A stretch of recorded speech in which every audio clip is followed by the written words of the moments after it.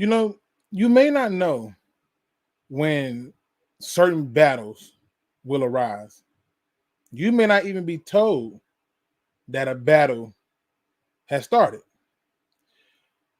What you should know is that there's always somebody that's willing to go to war with you. There's always somebody that's willing to battle each battle with you. Those people can be found with 3 simple numbers: 988. 988. It's just a conversation. You already do it now. You talk about things all the time for free. Talk about something that can not only be of value, but can save your life. 3 numbers, 988. It don't have to be complicated. It don't have to be something that's so detrimental. It doesn't make you weak.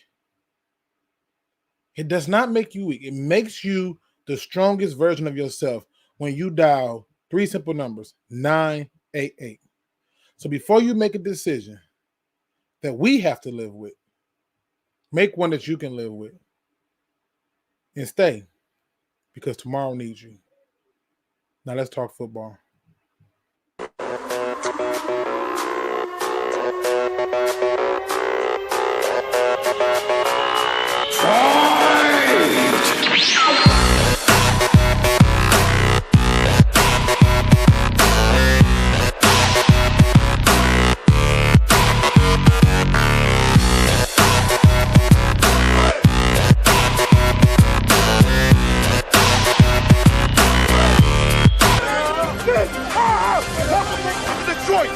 Welcome to Detroit. Right. They're going to feel us today. We play our brand of football. What the thing?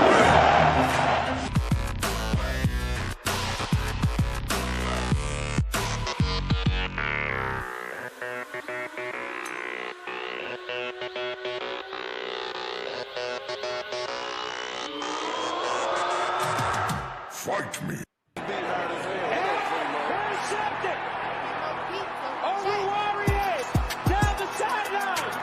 Yes! Boss up! You know the Lions won again. Get that money! You know the Lions won again. Ah! You know the Lions won again. Ah! All we do is fucking win. Come on. Ah! You know the Lions won again. You know the Lions won again. You know the Lions Let's won go, again. Pride Nation! Cause all we do is fucking win. It may have been a long time coming. After this song, It may have been a while, people. All we do is win. We ain't But we taking L. here. Show like 2 and 11. Man, shut the fuck up. After this game, we about to turn the fuck up. Call Let's us, we go, need the whole Pride team Nation. buffed up. We just won another game, they can't touch us. Pride We about to win Nation. another game, they know what's up. We just won the last game with a blowout. Listen. Pride Nation. Pride Nation. Woo, people. Let me tell you, there's only been a few times I've been this excited. And each one of them I can tell you like the back of my hand. You know, it was when I said I do, when I had my children, and when I was able to talk to the people I care about the most. And today is a day where I feel like the universe rights some wrongs, with some things that needed to be switched up and changed was changed. And I got to be honest with you, people. Damn, it feel good. Oh, God. Oh, it feels so good. Oh, it's like getting that drink of water after being out in the hot desert all day. You know what I mean? You know what I mean? You know what I'm talking about like that? It's like when you get a vacation and you know how the first few days, you don't even feel like you're on vacation, but somewhere between day 4 or 5, you like, shoot, I'm on vacation. The Detroit Lions, not only did they win a playoff game at home, but they did it, allowing them to get another one. You know what? Let me bring it back one more time for the people in the back who was hard of hearing. I know that this is something new. You see what happened when the Lions really show out? Woo! Call the whole city up. We about to go out. We about to have them bars jumping while it's cold out. Hey, you know the Lions won again. These bars was lit. Them bars was lit, people. Hey, Hey, listen. I'm gonna be fair today. I'm gonna be 100% fair today. I hope my Rams fans who was on the show yesterday come back in with that same energy. I hope they got it. I trust Dan Will. I don't know about the guy with the Rams loafers. I hope he come on back. But people, you should be excited. There are times where I would tell you a win is not just a win, and playoffs are one of them. Because getting to the next game is the important part. You see what I mean? It's getting to that next game that's the important part. I got a lot to cover. I still want to do what I always do. I shout out as many as I can who in the building with me. I got my man Vash Starwin in the building. Let me make sure I get myself together, people. I got my man Looney Tune in the building. Big T is in the building. We got my man Lions Rumble 81 in the building. Ed W in the building. D Williams. Mikhail Hope is in the building. Black Spirit is in the building. Viking content creators are losing it. Good for them. Good for them. Who else we got in here? I want to make sure I don't miss nobody. We got my man Derek is the gift. Mike is what? What is this? I don't even know what that is about. Nonetheless, I don't have energy. Let's see. We got my man DJ in the building. We got my man Motor City Thanos in the building. You Can Hate Me Now Mackenzie in the building. We got let me see who else I got. We got Dirty Gloves William in the building. We got Singles Dead Club. Elijah Hannah's in the building. Jimmy Sofa in the building. Charles Davis is in the building. John Jones is in the building. Who else we got out here? Make sure I don't miss nobody. Marcus Willis is in the building. We got Michael Huck in the building. I haven't seen you in a long time, brother. I'm glad to see you here. It's a Victory Monday. We got D-Map Zoom in the building. We got Marcus Roberts in the building. Crimson Shadow is in the building. Dan Spanos. Mike Bell is in the building. Listen, man. I got so many thoughts on this game, so let me get through all the BS first because I've seen this. I've seen the content creators for the people. Shout out to Tony Chase. He's in the building too. 313 Kloss is in the building.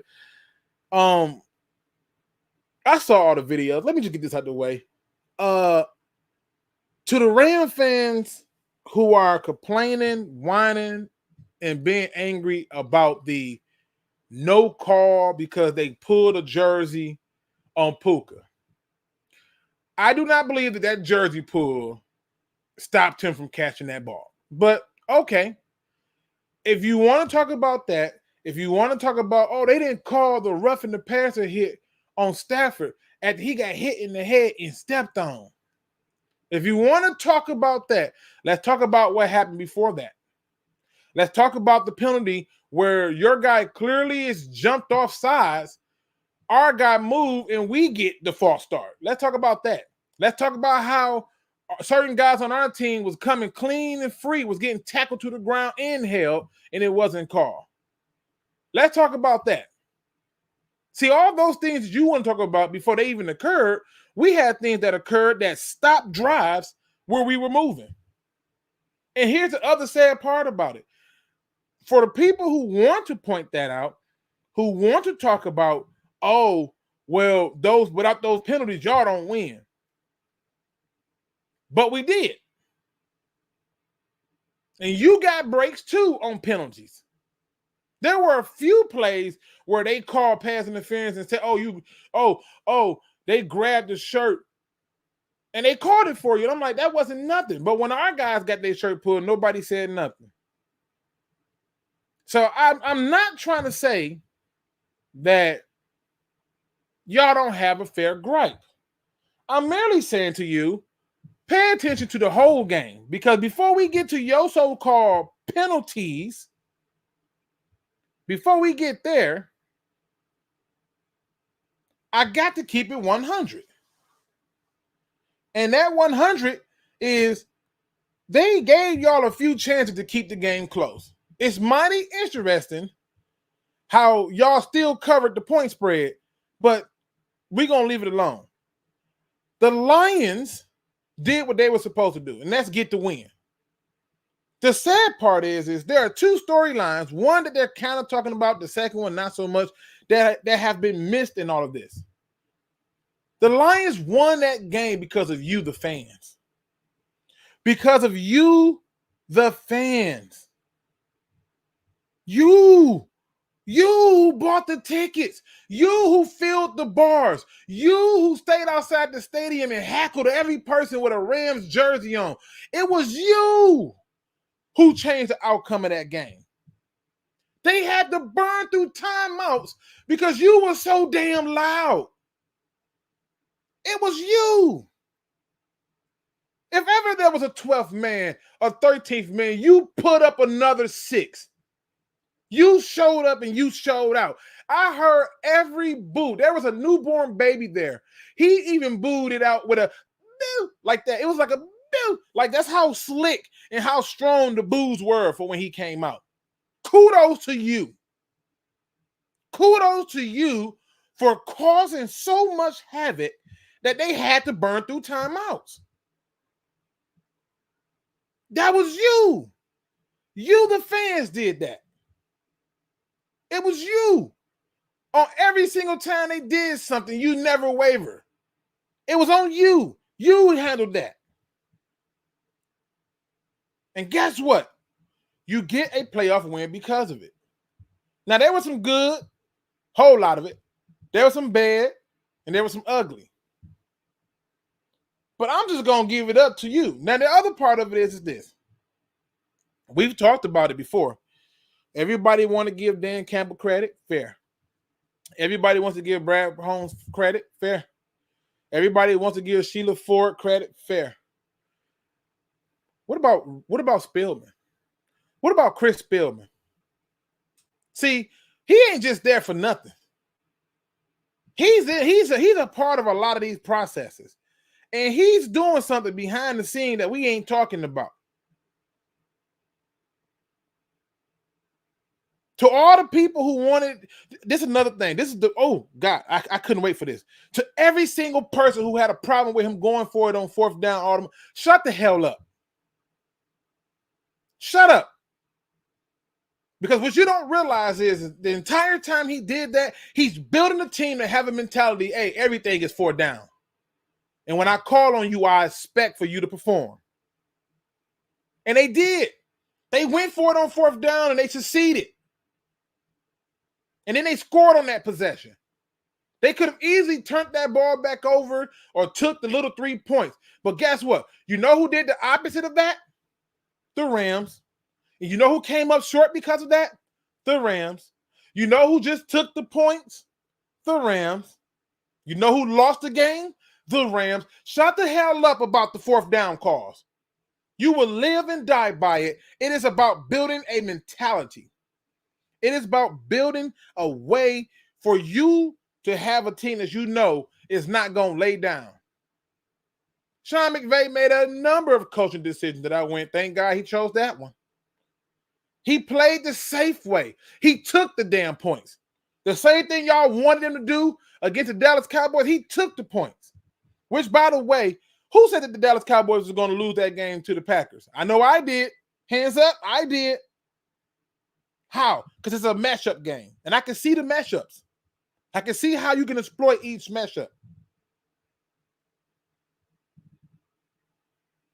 And at the end of the day, you got to learn to embrace and love the aggression that comes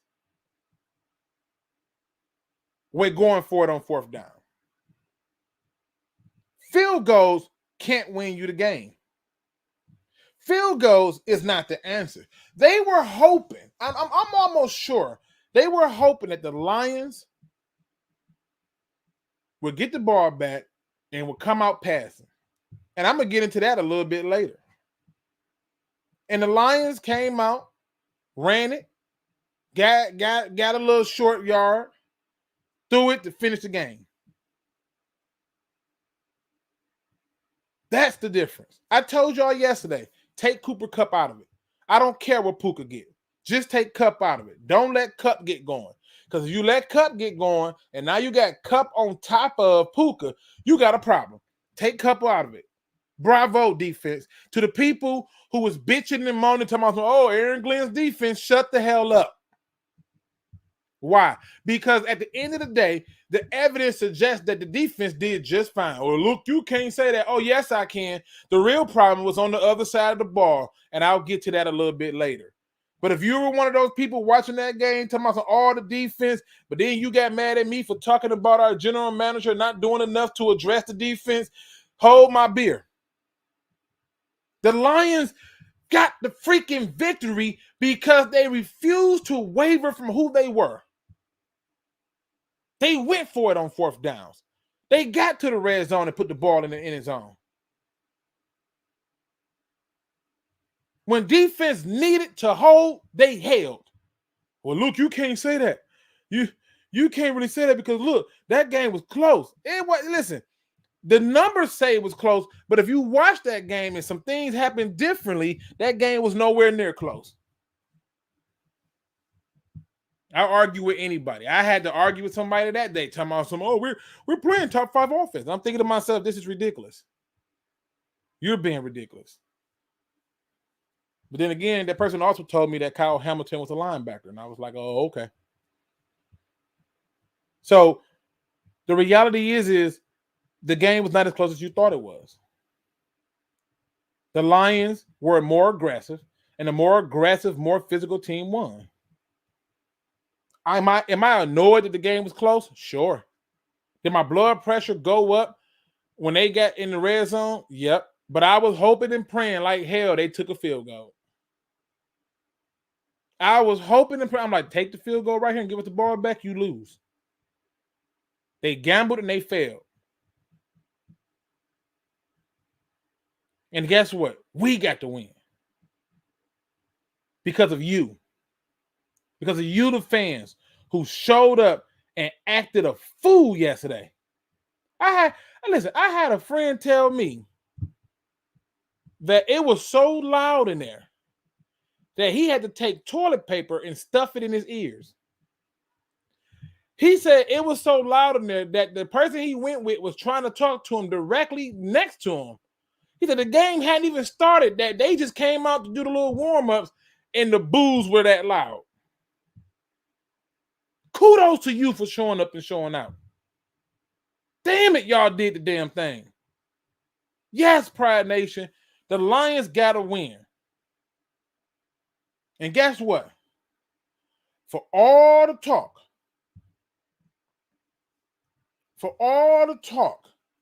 that people want to put out, because I'm telling you right now, we may have been listed as the favorite, but most people, all the pundits, the media, they had the Rams coming in there beating us. And I'm sitting there watching it. And I told people, I said, everybody and their mother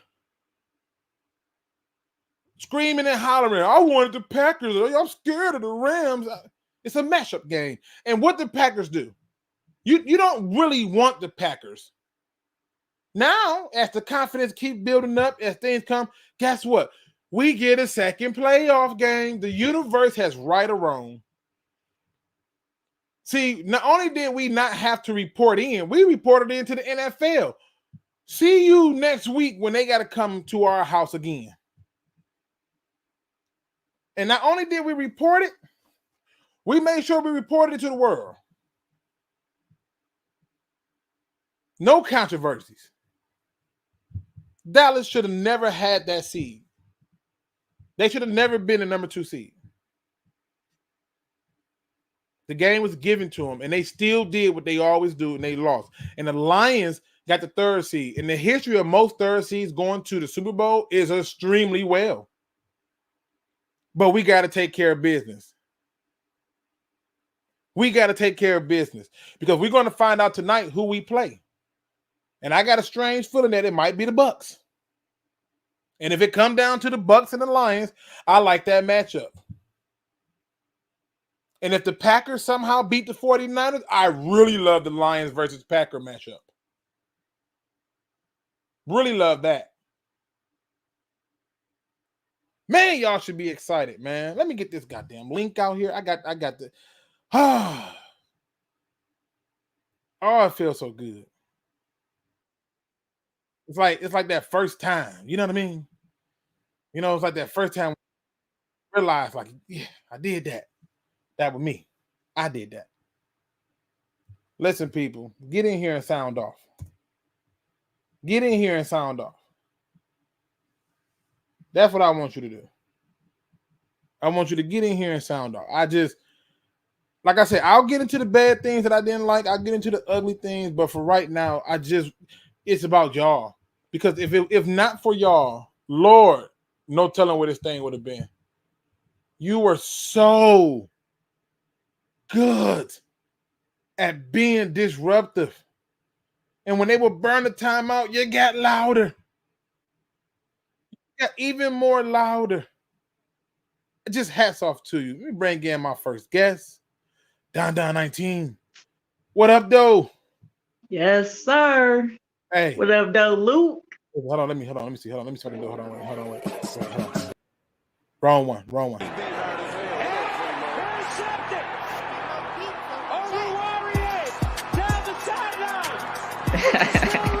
Oh!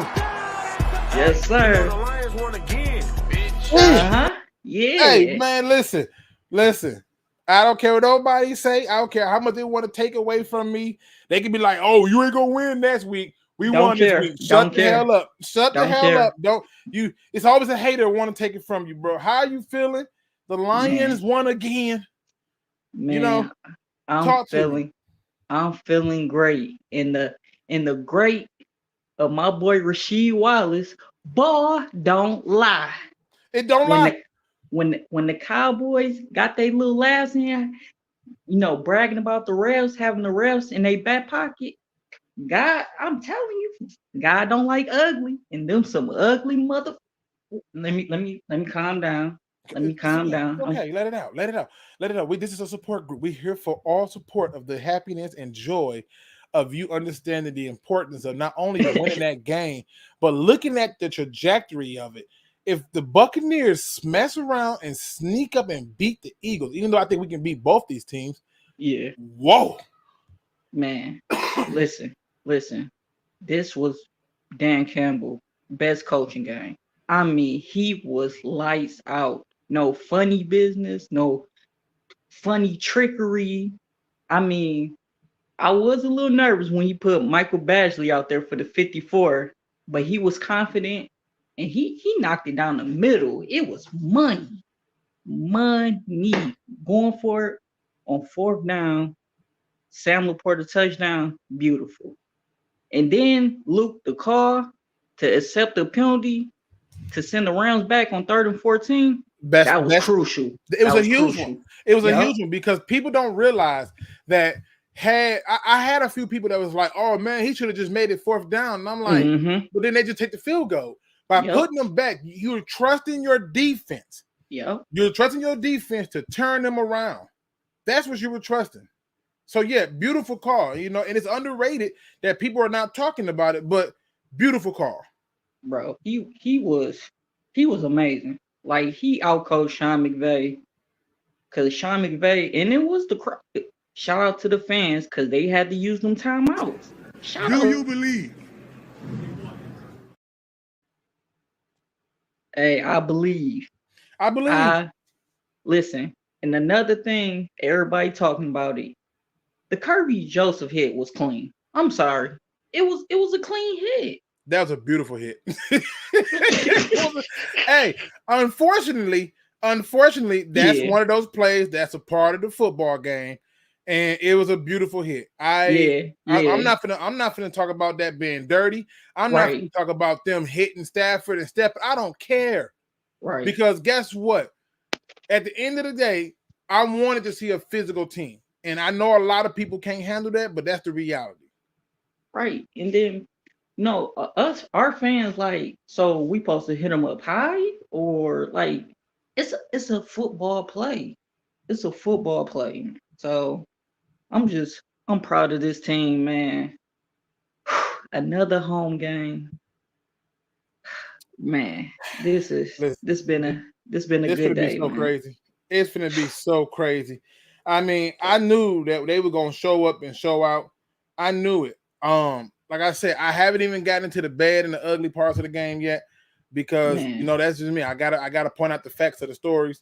Hey, but we when I wasn't. tell you, Listen, we wasn't perfect, but we still won. We wasn't, and perfect. that's what's crazy.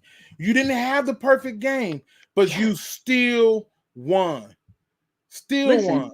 Listen, the Packers had the perfect game. The Texans had the perfect game, and they could just lose it next week.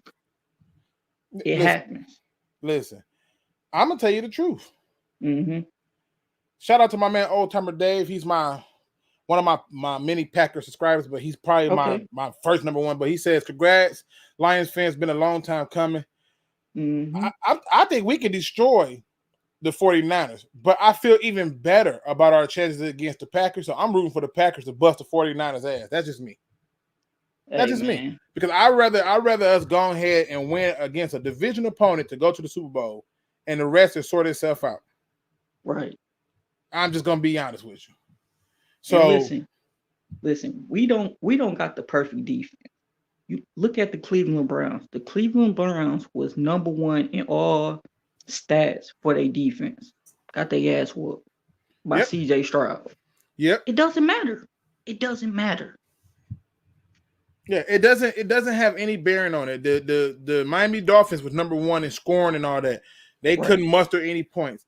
You know, and again, shout out to the people like my man Whiskey Nee said, I cried. I ain't mad at you. It has been such a long road to get back to this point. And I kept telling everybody, if you follow history, it repeats itself. There are a lot of similarities to that 91 team and this team as well. And I'm telling you right now, this is a team that can do it. It just has everything is lining it up. And that's just the reality. Ghetto Pat said they let Puka hold them the whole game, and they got lucky that holding wasn't called on third down. I'll tell you like this, Ghetto Pat. If you watch what I said about the game yesterday, I wanted and expected for them to let him do whatever he wanted. Mm-hmm. My concern was to shut down Cooper Kupp. Yep. Cooper Kupp was the guy that you could not allow to get going. Puka, I don't give a care what he got. Puka ain't the first receiver to get all them yards. But guess what? Because this is what people don't want to talk about, right? Everybody want to talk about Aaron Glenn and his defense, and they want to claim that it's scheme issues. I saw a bunch of players missing tackles. Yep. So let's get into the bed of it. I saw a bunch of people missing tackles, making dumb bonehead decisions. I saw that. I saw them pick on Valdor. Mm-hmm. Well, I'm gonna be honest with you. Valdor looked better than Cam Sutton, and that's bad. But I'm just listen. I told people when Cam Sutton was signed here, hey, y'all are hype. Pittsburgh don't let good players go. And guess what? I've watched him and I've stayed focused on him. He can't cover deep routes. How do you bite on that damn on an underneath route? What was you looking at? What was you looking at? You bit on that route like it was something there. Come on, man. It wasn't even a strong route. He just stuttered and went up. So, no. Yeah. But it is what it is. That's what I saw. I saw a lot of poor execution early on. But in the second half, to give up 2 field goals, what a job. Yeah. To keep turning them around on red zone trips, what a job. Yep. Nice bounce back. Yep. You know, like seriously. So yeah, did Puka get off? Good for him. So did Justin Jefferson, and they both at home. And Luke, another good point. They did let Puka go off, but don't let Kyron Williams, the running back, go off either. See, he wasn't gonna go off no way because they don't commit to the run. Now that brings me to another ugly. Let me bring this up because this pissed me off. I want y'all to understand something. Ben Johnson pissed me off yesterday. I'm serious. I genuinely found myself angry at Ben Johnson. I genuinely found myself upset at Ben Johnson because this is what I felt. I felt that the Lions were actively trying to make Jared Goff the game's hero. You do not have to agree with this view.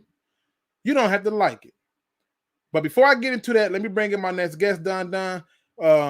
You got anything else you want to share before I bring in my next guest?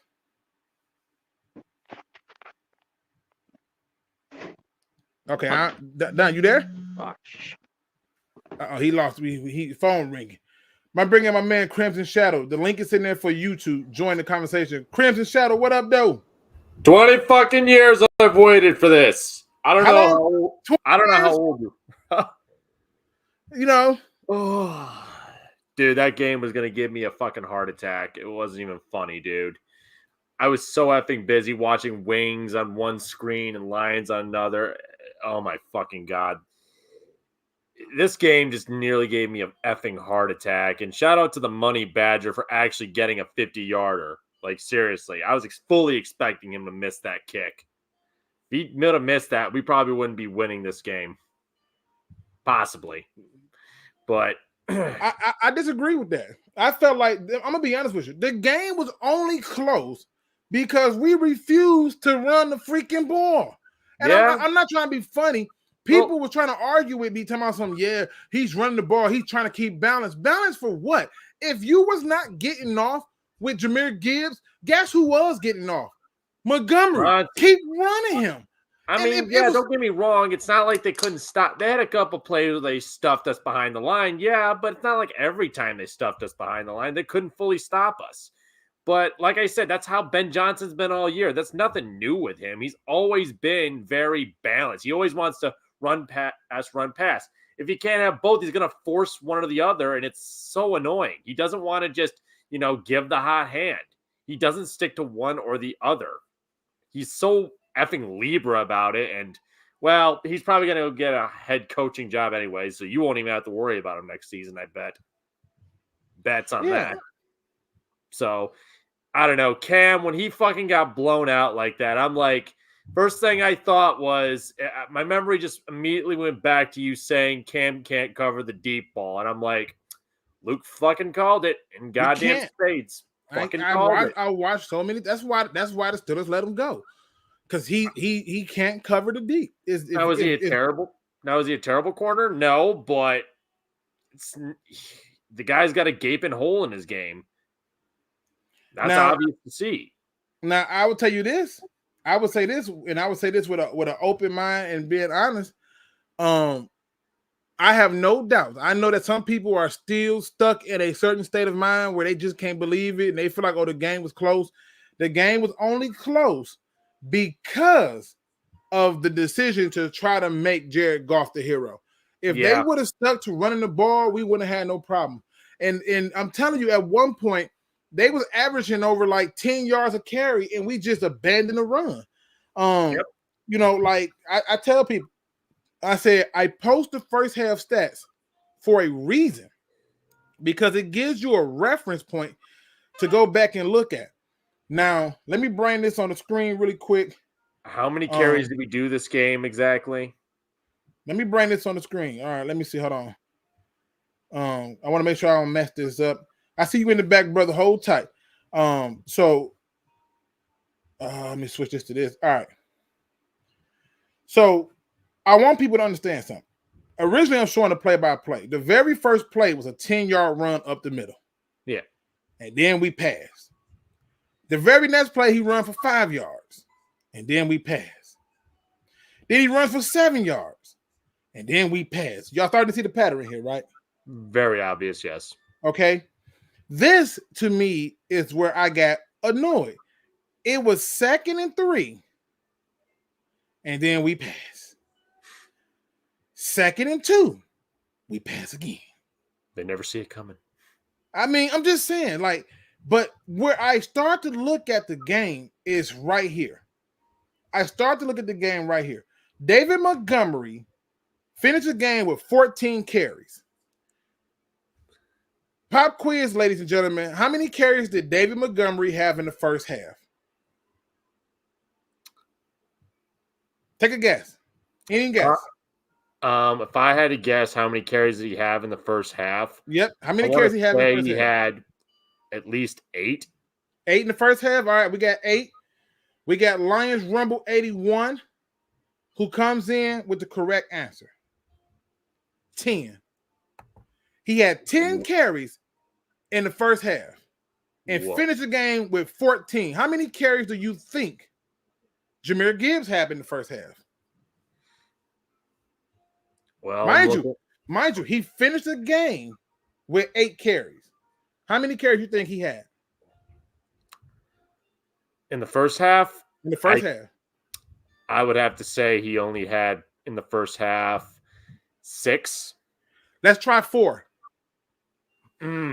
They completely abandoned the run in the second half to make their quarterback the hero, and that's what's my problem. What's weird about the Rams, and like I said yesterday, I was looking at most of the team stats. For some reason, a lot of teams abandon the run with the Rams. That's the problem. That's the problem. Let me bring in my next guest, Crimson. I don't want to do it because my man, he don't come in too often. I want to get a man hang in the back for me for a minute, Crimson. Right. I'm bringing in my guy, Chris Wallace. Chris. How you doing, man? Right, hold on. I got to set you up. Oh, it's Victory Monday, so everybody get the love. Yeah. You know the Lions won Just won again. Yeah. All we do is fucking win. Come on. All we do. You know the Lions won again. Brother, what's going on? How you doing, fam? I'm doing good, brother. Hi. Talk to me. It's Victory Monday. Obviously everything wasn't perfect, but we are victors. What say yes, you? Sir. I ain't gonna lie, man. I was on the edge of my seat.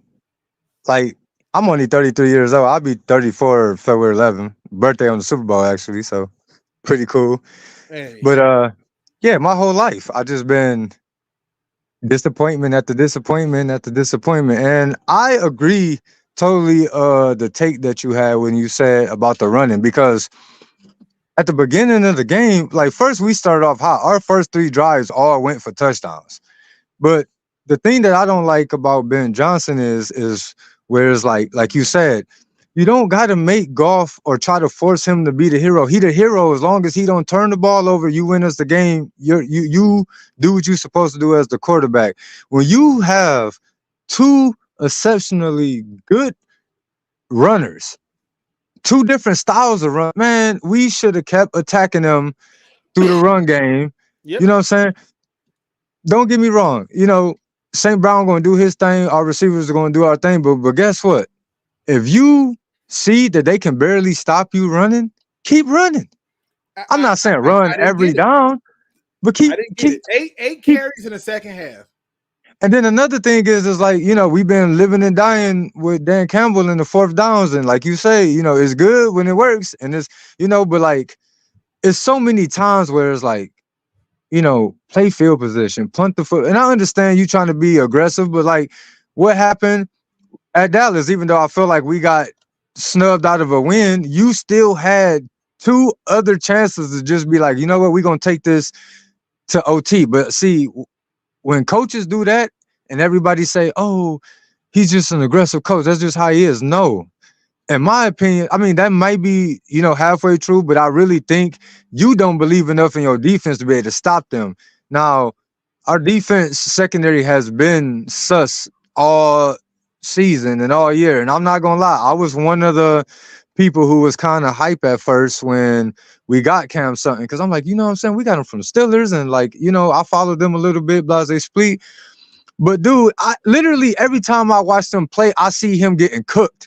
Like, he's getting destroyed. And I'm like, Sutton again. And it's like to the point where whoever he's guarding get the ball, he's like 5 yards behind them. It's like, bro, what are you doing? Like, how, if you not supposed to, like, why are you allowing people to just run past you? Like, because you have to know what the play is. I don't even know what he was looking at. It looked like I could see it before the play was snapped. He was confused, but I'm like, to me, I'm like you ain't man. How do you bite on that? Right. You know, because like, I'll let you get all the underneath stuff all day as long as you ain't killing me over the top. And it was like, and even to the Rams, like, come on, they got a good offense. You know, Matthew Stafford going to do what Matthew Stafford do. But I wasn't that fearful of they passing game. I was more fearful of our secondary. You know, I'm like, just find a way to hold on. And see, that's not the type of defense you really want to kind of come into the playoffs with. I mean, bend don't break, cool. You know what I'm saying? Y'all made the stops necessary because I'm gonna give them their flowers because y'all held them without a touchdown the whole second half. Like they was kicking field goals and but yeah, no, you just gotta like I'm always soak in the win, but we gotta right. The aggressive team win. Let me hit on two topics really quick. All right. I see y'all in the back, people. Please hold tight for me. I want to hit on two topics and we're going to keep it going. If that holding call had been made on Cam Sutton on third down, then the Rams would have won 26-24. This is by far the most false statement ever. I was about to say, I don't believe that. Had 3 timeouts. Let's get this out of the way. The Lions still had 3 timeouts. Had they even scored, let's say they even scored, they go up 27-24. With like 4 minutes left. Like come on. Matter of fact, let's say if it's like 2 minutes. I can't remember what it was. It might have been 2 minutes. That don't even matter either. Like 2 minutes. They still had 3 timeouts to go back down there and get in field goal range to tie it and take a touchdown to win it. So that's not the case. Now, what we should be talking about is if they don't kill our drive with that fake false start that put us back 10 yards, how about that? How about that call? See, before all this stuff happened with them, we had issues with poor officiating in the first place. Mm-hmm. So that's not true. Let me get on this one right here.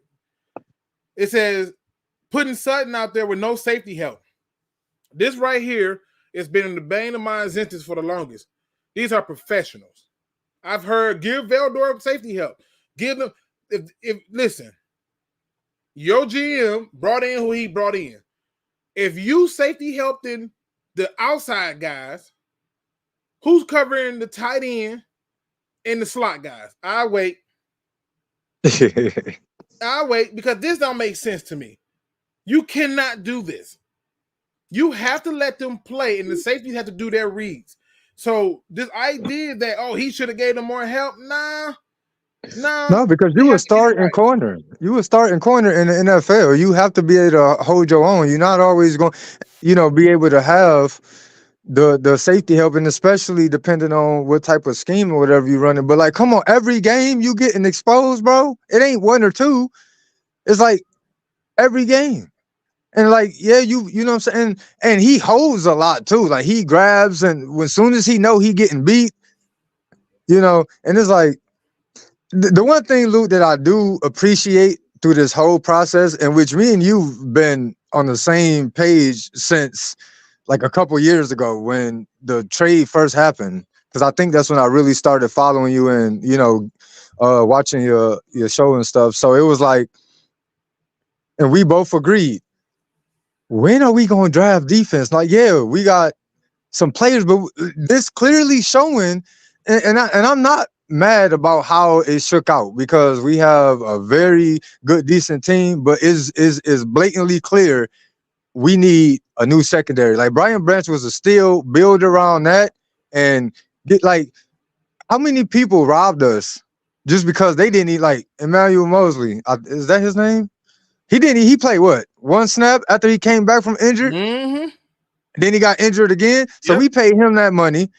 We paid CJ Gardner-Johnson.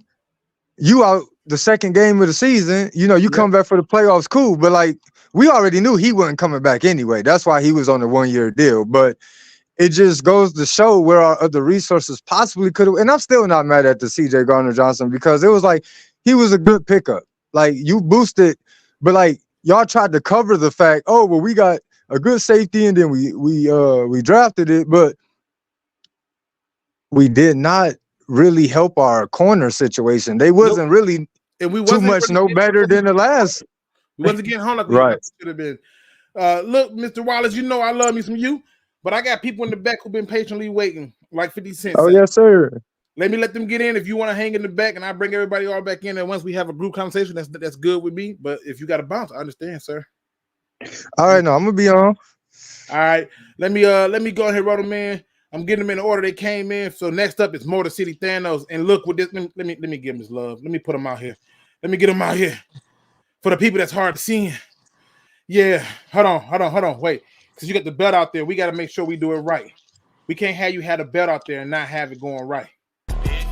You know the Lions won again. Another one. You know them Lions won again. Come on. Because all we do is fucking win. Woo. Best team in the motherfucking NFL. After this song, I'm going to need my tickets in the mail. All we do is win. We ain't taking L. Hey, he pulled the belt out for y'all. He gave y'all the belt. Motor City Thanos, talk your talk, brother. What's going on? What's going on, man? I'm gonna keep it short and sweet. I just wanted to hop in here and show some love. But I mean, the one thing the only few things I want to hit on is I think a lot of fans just need to enjoy the ride. I'm speaking to the ones that's complaining. Like, let's enjoy the ride. But as far as the stuff that we need to clean up, you know, my man just got off. Without a shadow of a doubt, I've told my father this. We've got to clean up our corners in the offseason. Cam is not a number one. He's more of a number two. So Brad needs to go find a number one corner. I think we need to grab another pass rusher. I personally would prefer to go buff up the D tackle position still. Aleem is playing great, but I still want a game record. That's more of a personal preference for me. But you're right. You need to have somebody that can help because even the play where Aiden Hutchinson got the sack, he destroyed that guard. Right. Destroyed him. And I think a D tackle would help that D line a lot. So you go get a D tackle, corners, and another pass rusher on the other side of Hutch is what I think they need to grab, whether that's free agency or the draft, but that has to be like part of Brad Holmes' list in the offseason. And at this point, when it comes to who we play, you can't, at watching this team all year, you can't be afraid to play anybody, especially at this point. Like, you have to be willing and ready to take on whoever steps in front of you.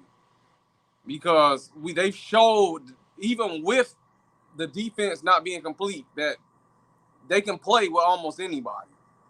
And you the only team in the NFL to go until yesterday, to go into Dallas and hold Dallas under 30 points. We was the only team until yesterday when Green Bay did it. Yep. And the sad part is Green Bay learned from that game that we had. They did a lot of similar things that we did, and that's what happens. And I just tell people all the time that at the end of the day, you talk about what you want. The Lions only scored 3 points in terms of a field goal. In the second half, we gave up 6. Right. Like, we can talk about the defense and all that stuff. Yeah, they gave up a ton of freaking yards. But if you're being honest, they gave up 2 touchdowns. Your defense that everybody's bitching about right now gave up 2 touchdowns. Do the math. And 2 touchdowns. Then they had a field goal made it 17, another field goal made it 20, and another field goal made it 23. 2 touchdowns and 3 field goals is what they gave up. Yeah, and I gotta agree with the Ben Johnson call, because one thing I don't like about Ben Johnson's play calls, I don't like our screens because for whatever reason it doesn't work, and I don't like the runs that when we if we give it to Gibbs, mainly with Gibbs because they're trying to use the speed, so I get it. But I don't like the runs with Gibbs when he runs up the sideline to cut up. I mean, when he runs up the line of scrimmage to cut up, because we never seal the edge. Nope. He's always looking for a cutback lane. And I thought yesterday that we spent too much time running Gibbs up the middle. And then, I'm not trying to be funny. They completely just forgot Monty was there. I'm like, I thought he was hurt. I'm like, duh. I'm like, I root for Gibbs. But you have to ride the hot hand. They had no real answer for Monty. So keep running Monty and then bring Gibbs in and bounce him outside. They was not doing that. And I was like, yo, this is killing me softly right here. Now, ironically, if you go back and you look at the first half in terms of passing, my man's passed the ball 18 times. At one point, he was 10 for 10. Kudos to him. But he passed the ball 18 times in the first half. How many times did he pass it after that? You know what he finished the game with, right? 27. Yeah. Like all right. 27 or something like that. Yeah. So they were so busy with trying to stay balanced. We run the ball 8 more times in the second half and pass it 9 times, trying to stay balanced. No, you could have ran the clock out on them a long time ago and been up 2 scores. Once we got up 14, I'm like, all right, run the ball. Here we go. Pass. It was 3rd and 4. We passed. For what? He just ran and got you sick.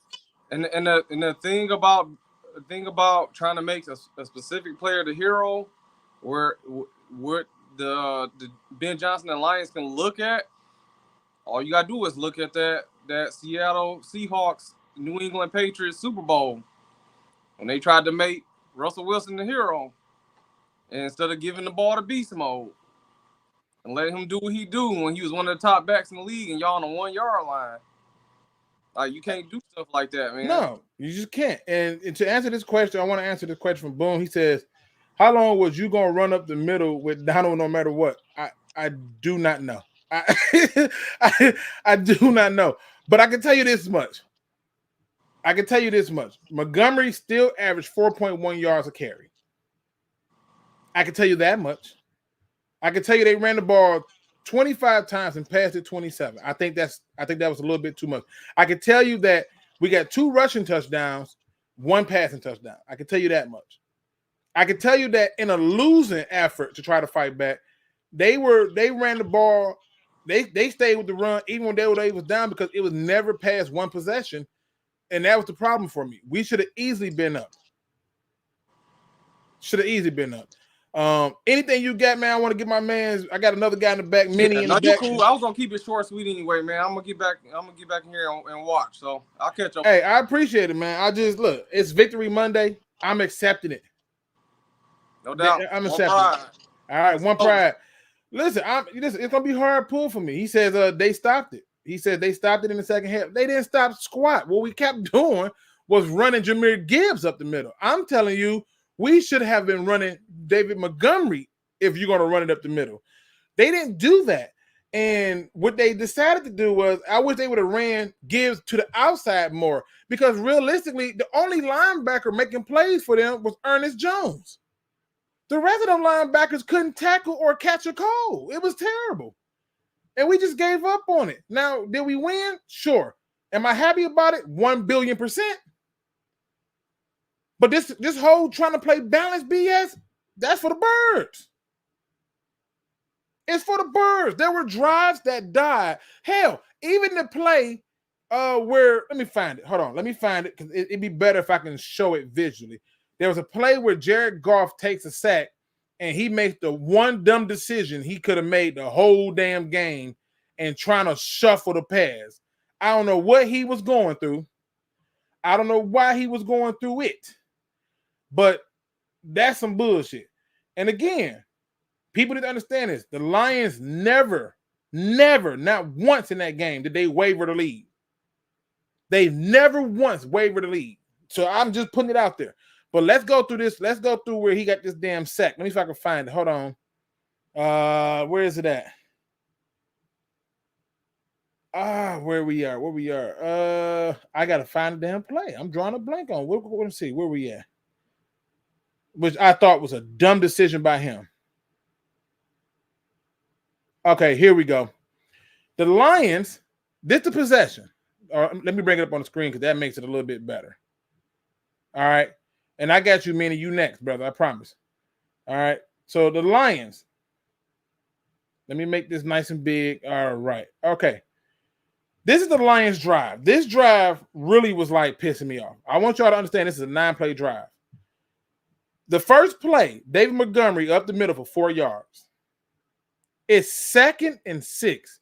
We pass the ball. Incomplete. 3rd down and 6. We pass the ball. We pick it up. Thank God for St. Brown. All right.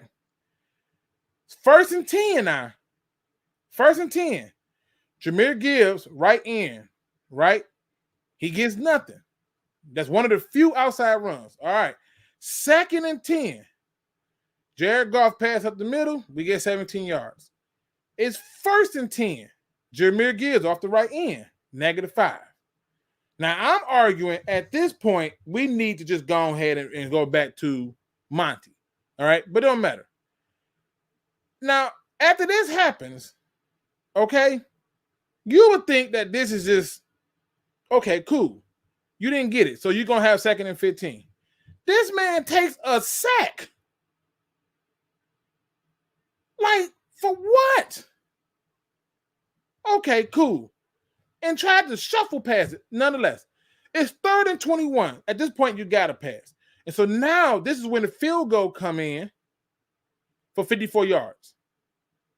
But on this drive, if your guy starts out up the middle for 4 yards, how does he then come out for in favor of Gibbs when he just showed it? Now, if that's not enough, this is the beginning of the 3rd quarter, people.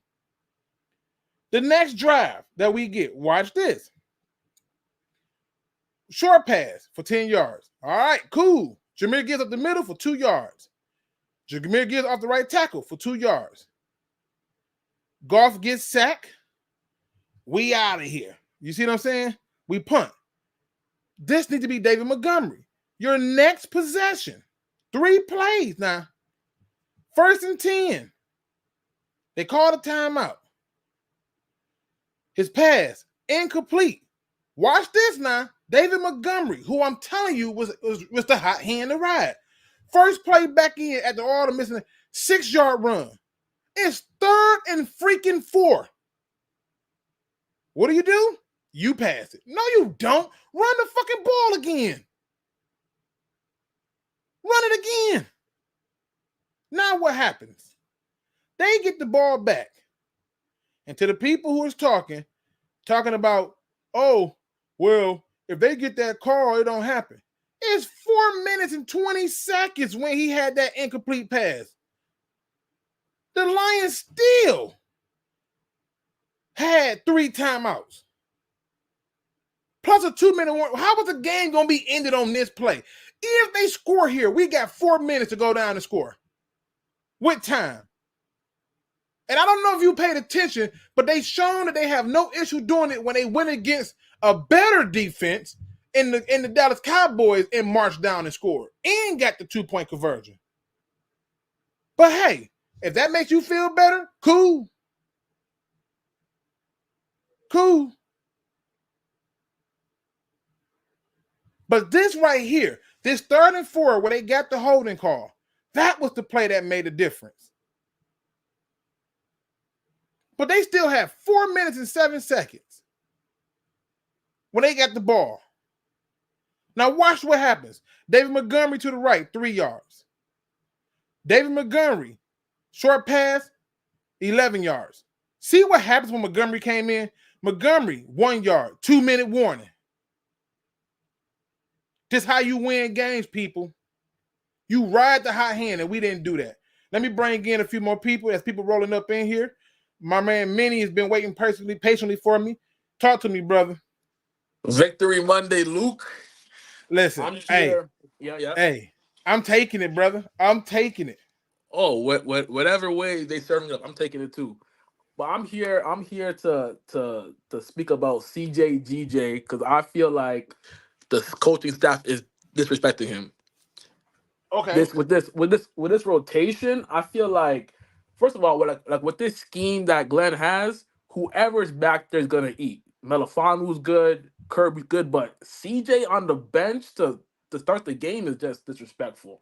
Because he only came into the game because of Kirby having that flag when he pulled the player off the pile. Well, I'll put it like this. You're talking about 2 guys who are in rhythm. Let's look at NFL history. Trent Green got hurt. Kurt Warner comes in.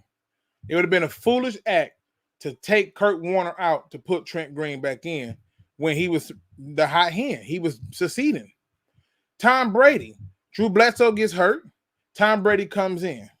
I can go down the list of players that this has happened to, and as much as I hate to say it, injury will cost you your position because availability is the best ability for you to have.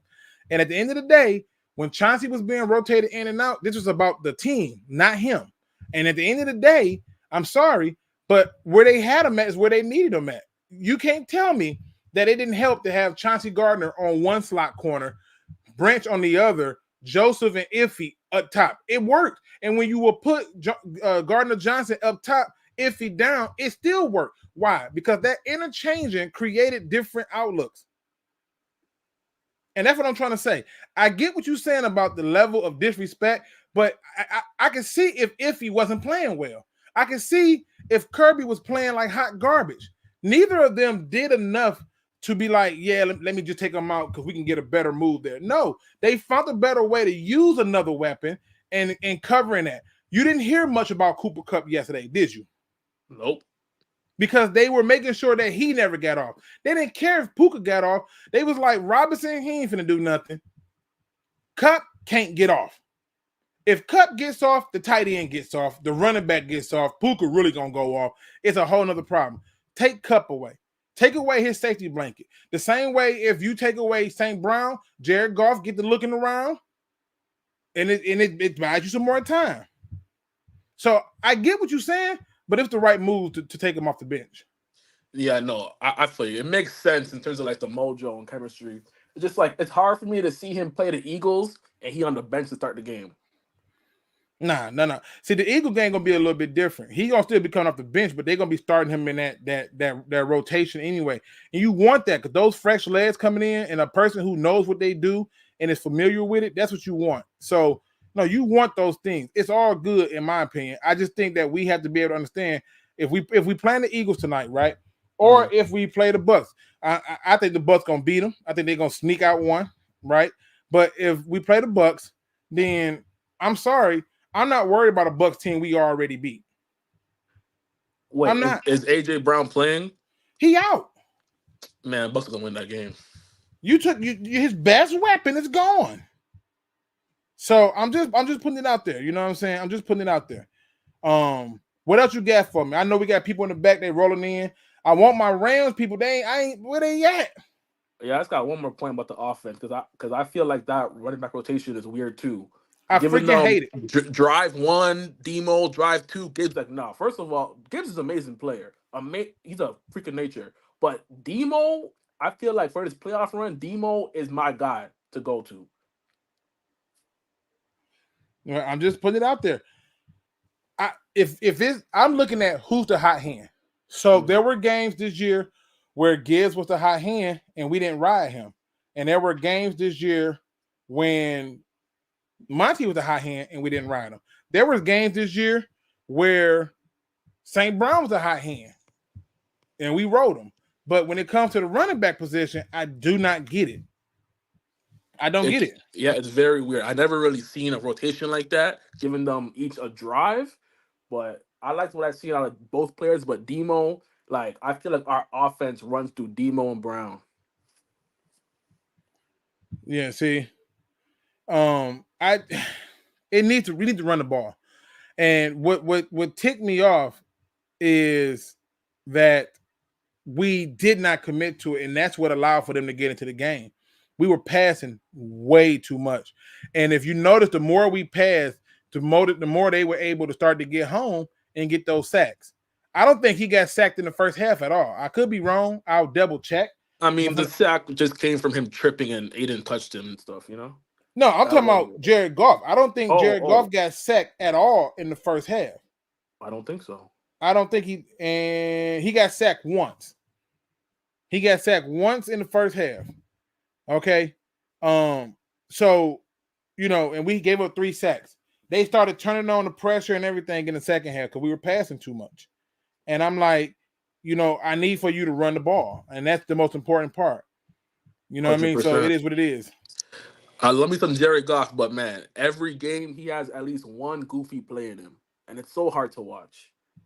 I'm just glad that one goofy play didn't cost us because that was a terrible decision he made. Thank God that just hit the sack. It didn't make sense. And not only did you give us extra yards off the thing, you almost gave us a turnover that we didn't need.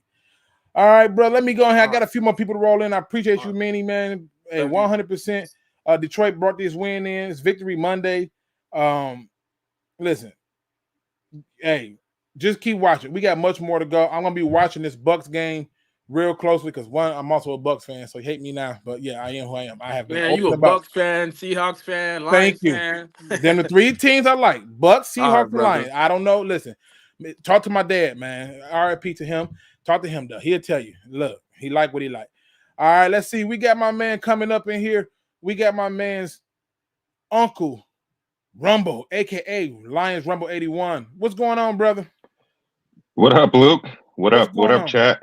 Man, yeah, man. Victory Monday. Hey, man, run me my theme music, man. I didn't get the theme music, man. Hey, listen, I ain't forget you. I was gonna give you a minute to get your introduction in, but I ain't forget you, man. Shut the fuck up. After this game, we about to turn the fuck up. Call her, we need the whole team buffed up. We just won another game, they can't touch us. We about to win another game, they know what's up. We just won the last game with a blowout. Woo! Hey, man. Hey, man. Sometimes you know they be like, "Give me my theme music." You gotta give it to them. You know the Hey, Lions man. won again. Hey, You man. know? Shout out to you, man. This is a monumental stream for you, man. This is huge right here, man. Shout out to the fans too. Shout out to And they chat. showed Everybody's up and they buzzing. showed out. They showed Man. up and showed. Listen, it was so loud when they booed. I couldn't even hear the commentators. I was like, "Damn, that's what I'm talking about." Yeah. Yeah, it's a thing of beauty, man. And fitting that my personal opinion is Sean McVay's ego lost them that game. 100%. He burnt 2 timeouts. Yep. Right. He burnt those 2 timeouts. And then, the indecisive play, he was like, do I punt it or do I go for it? And it was just like, so all this talk about, our coaching staff not having experience in the playoffs and all of this noise. And it's like, for him to lose last night because of his indecisiveness and to lose by 1, it to me was just fitting, man. I love that. I love that. His face said everything. And then, of course, Matt Stafford in the presser, he was asked by a local reporter, what he thought about the city of Detroit. And he went back to the players, so I just was like, oh, you're bitter, man. And remember, our fan base was torn between, booing him or giving him his flowers. And he basically told us last night how he felt about the city. So no, I'm happy we won. I disagree with that, Rumble. I disagree with that. Listen, I'm not trying to be funny. You just Right. lost the playoff game, all right? You just lost the playoff game, and I'm not trying to be funny. He's going to be happy for the players, but let's be honest. This city, the majority of the city hated that motherfucker. They hated him. They wanted him gone for so many years. I'm talking about from the first year, they was like, look at this bum. He can't stay healthy. To the second year, he got hurt. Look at him. He injury prone. He turns around and set a record with Calvin Johnson. Oh, he only did it because Calvin's here. Calvin retires. He sets a whole new record without him. They still shitted on him. No, he didn't. The same thing that they did to Matthew Stafford, they did it to Ndamukong Suh. They did it to Barry Sanders. They did it to Calvin Johnson. They did it to Darius Slay. They did it to DeAndre Swift. I can keep going. Damn that. He has every right to point to the fact that he's happy for the players. It ain't about the city. The city never embraced him. So why would he be all like, yeah, I'm happy for the city of Detroit? Why? I mean, I think the city did embrace him. I mean, he at one point in time was the highest paid QB in the league. So to your point, but that's not the city. That's the team paying him. And because he got that paid to be the highest paid QB in the league, he took a lot of scrutiny on losses that was not his fault. Think about this. As long as he's been here, they've never built an offensive line around him. How? As long as he's been here, they've never gave him a legit run game. They gave him one legit running back. He got hurt, and they never replaced him. And that was Javid Best. And when he had Javid Best, he was a killer. All I'm pointing out is he has every right to say, I'm happy for the players, not the city. Because guess what? Okay. He was not treated well here. And most Lions would tell you, hey, outside of Golden Tate, we love Golden Tate. I've seen Golden Tate 100 times down Woodward, and every time he spoke, he remembered people's faces and stuff. It was great. But outside of him, Herman Moore, man, they hated fucking Stafford. Now, once Stafford becomes a Hall of Famer and he'll go in for that Super Bowl he won, then the Lions fan base would embrace him. But I even started YouTube to defend Matthew Stafford because these fans were so ridiculous. Okay, so if they didn't like him, then why would you accept the bag to stay here? Because that's the business. bag. That's business and personal is different, right? I give you a perfect example. You may have dated a girl who you was like, yeah, I really do like her, but she's toxic, right? That's toxic. But guess what? At the end of the day, you switch that around to a job situation. You've had jobs that you're like, this some bullshit. But if they're paying you well, you're like, but I'll be here tomorrow because I need that check. It's just the reality of it. It's business. I'm not trying to get anything crazy out of it. I'm just telling you, if I'm going to be here and be hated, I might as well be paid. Yeah, I mean, I get your point with that, but there's a lot of fans who did buy his jersey. At one time, he had one of the top jerseys in the league as far as as far as the league goes. But that's not because of the Lion fan base. That's because of Georgian fans. That's because of family members. There's a lot of other people who contribute to those numbers. We're only talking about, did the city ever embrace him? No. Every year, between 97 cents won the ticket, between the beat writers, all they ever did was talk about Matthew Stafford. In fact, when he went over to the Rams, they were betting on him to suck and beat trash. He won the Super Bowl, and half of them had to eat crow. And then they tried to switch the narrative by saying he had a super team. It's cap. He's never embraced here. And at the end of the day, I'm sorry, he owes the city nothing.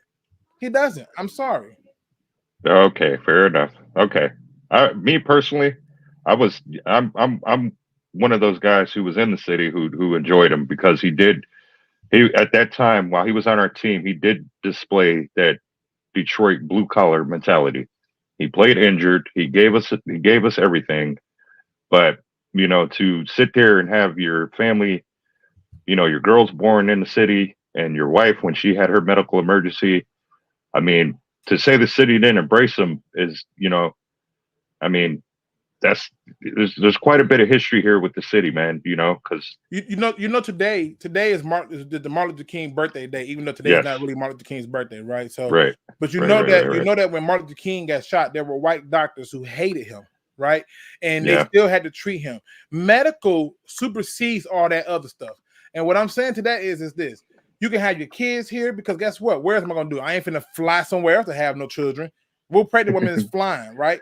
All right, That's and then the second part of it is if I have a medical emergency, right? Let's say hypothetically I get hit by a car. You think I want them to, let's say I'm in Atlanta. You think I want them to take my ass all the way to Texas? No, heal me right now. So I'm just making this point to you to say, look, everything that you're going to point out, I can see it for what it is. I just don't think he was fully embraced. There's a number of articles about it. They said that you're not going to win with Matthew Stafford. Every year people wanted a quarterback. There was multiple chants screaming for the backup. Right. I'm just putting it out there. I'm just saying. Yeah. All right. Yeah, I get it, man. Maybe I was seeing it a little different. He was in a Carhartt, which is, what us Detroiters and Michigan natives wear. So to me, I just felt like he was a little smug. But with that being said, I personally love the fact that we were able to touch him with Aiden Hutchinson and Lee McNeil. Call me a dark person for liking the fact that he was out there getting tossed around. But I don't know, man. I'm a little indifferent by it. I'm glad we won the way we did. 1 point loss is that much. It's that much sweeter that they lost by 1 point, than it would have been if we would have blew them out. Because I think that one stings a little bit more. Losing by one. To this Lions team who 3 years ago you were a part of. They had beat him 3 years ago. Remember, they beat him. And he was telling them like, "I know, man. I know. Just keep your head up, and keep fighting." He's always going to root for the players, but there were fans who did not appreciate what him and his wife did. Rumble, hold tight in the back, man. I got two more people I want to get on, and I know you got a little time, hopefully, and we're gonna run through it. Let's bring in my man D-Map Zoom. Then I got you next, Rage. I see you, brother. D-Map Zoom, what up, though? Let me give you your theme music because I believe you entitled to it.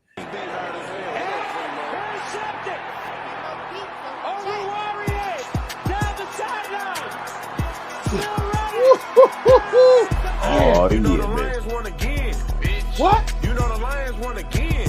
Hey, what? You know the Lions won again. Ooh. All we do is fucking win. Come on. All we do. You Lions won again. D-Map Zoom, like talk to the people, man. Talk to the people. What you got it for feels us, so man? good. It feels so good. It do. It makes we me needed more. Say I'm gonna make this quick. it. If I ain't got that first playoff win, literally the last time they literally had won it was literally a year after I was born. That let you know how long it's actually been.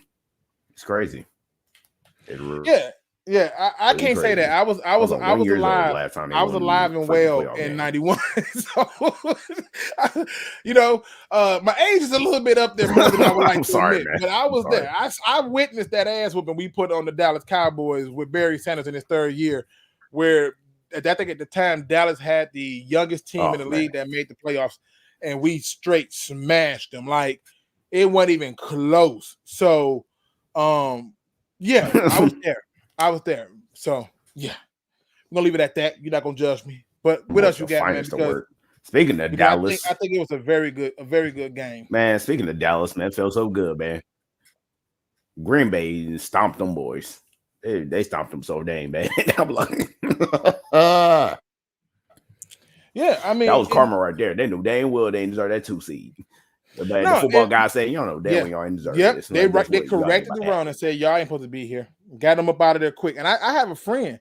He a Cowboy fan. And I told him, I said, listen, bro. I said, the biggest mistake y'all made was getting that 2 seed because the Packers match up with y'all well.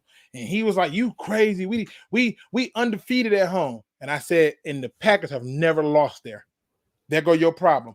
I said, on top of them not ever losing there, I said, they're going to be able to run the ball on you because the Lions were able to run the ball on you.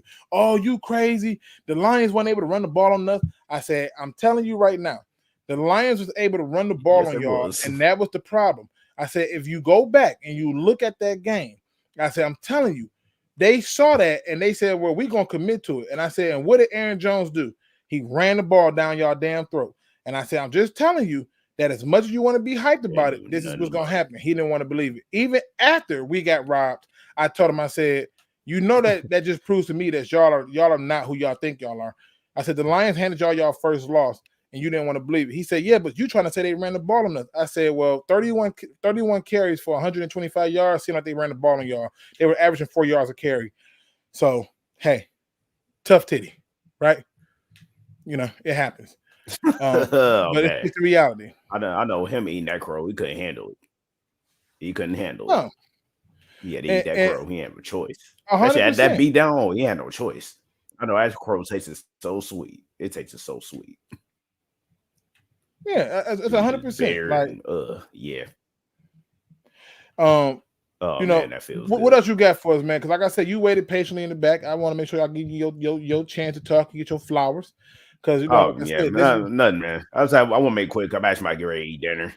Okay, well, I appreciate that, man. I do. I appreciate your support. I want to make it quick. Love, and you always come in and showing love and stuff. But yeah, I just wanted to put it out there that if this is one of them games where you get a chance to be excited. And like I said, I don't want to hear about bad officiating. It's been the story of my life. You can go and find whole videos of officials doing us dirty, 9, 10, 15 minutes long. How? Oh, man, I don't want to hear nothing about officiating. Think about this. Think about this. Time is everything. I don't care what nobody say. You can look throughout life. Everything is evolving around time. When you can make a 10 to 15 minute video of us getting bad calls, holy freaking snips, if that's not a bad thing to look at. So I don't want to hear about that, but I'm with you, brother. I'm 100% with you. And I also agree with Jon Jones that, yeah, maybe Stafford did feel some kind of way about the chance. Because, hey, and this is the truth, no matter who the quarterback was, whoever brought this team a championship is going to be legendary. I don't care who it is. This is why Bobby Lane is so popular. So, off rip, it is what it is. And if you got anything else you want to say, the floor is yours. If not, I'm going to go ahead and, go on to the next guest, and then I bring everybody in for a little bit of a group discussion before I got to get up out of here. You feel me? I was like, nah, I'm good. I'm saying, appreciate you. Go Lions. Hey, appreciate it, man. Listen, let me bring in my next guest. Detroit Rage is in the building. I got to give you your theme music. Let me give it to him. Now give me theme music. The Lions won again. Yeah. See? Hey, you know the Lions won again. The Lions won again. You know the Lions won again. Bro, You know listen, man. Listen. Dog, I don't know if you know, but I was there yesterday. Bro. My voice is all fucked up from yelling. They said, listen, my homeboy told me, this is what he said. He said it was so loud that they were handing these out, right? And they had us put them on our wrists, and they were controlling the lights.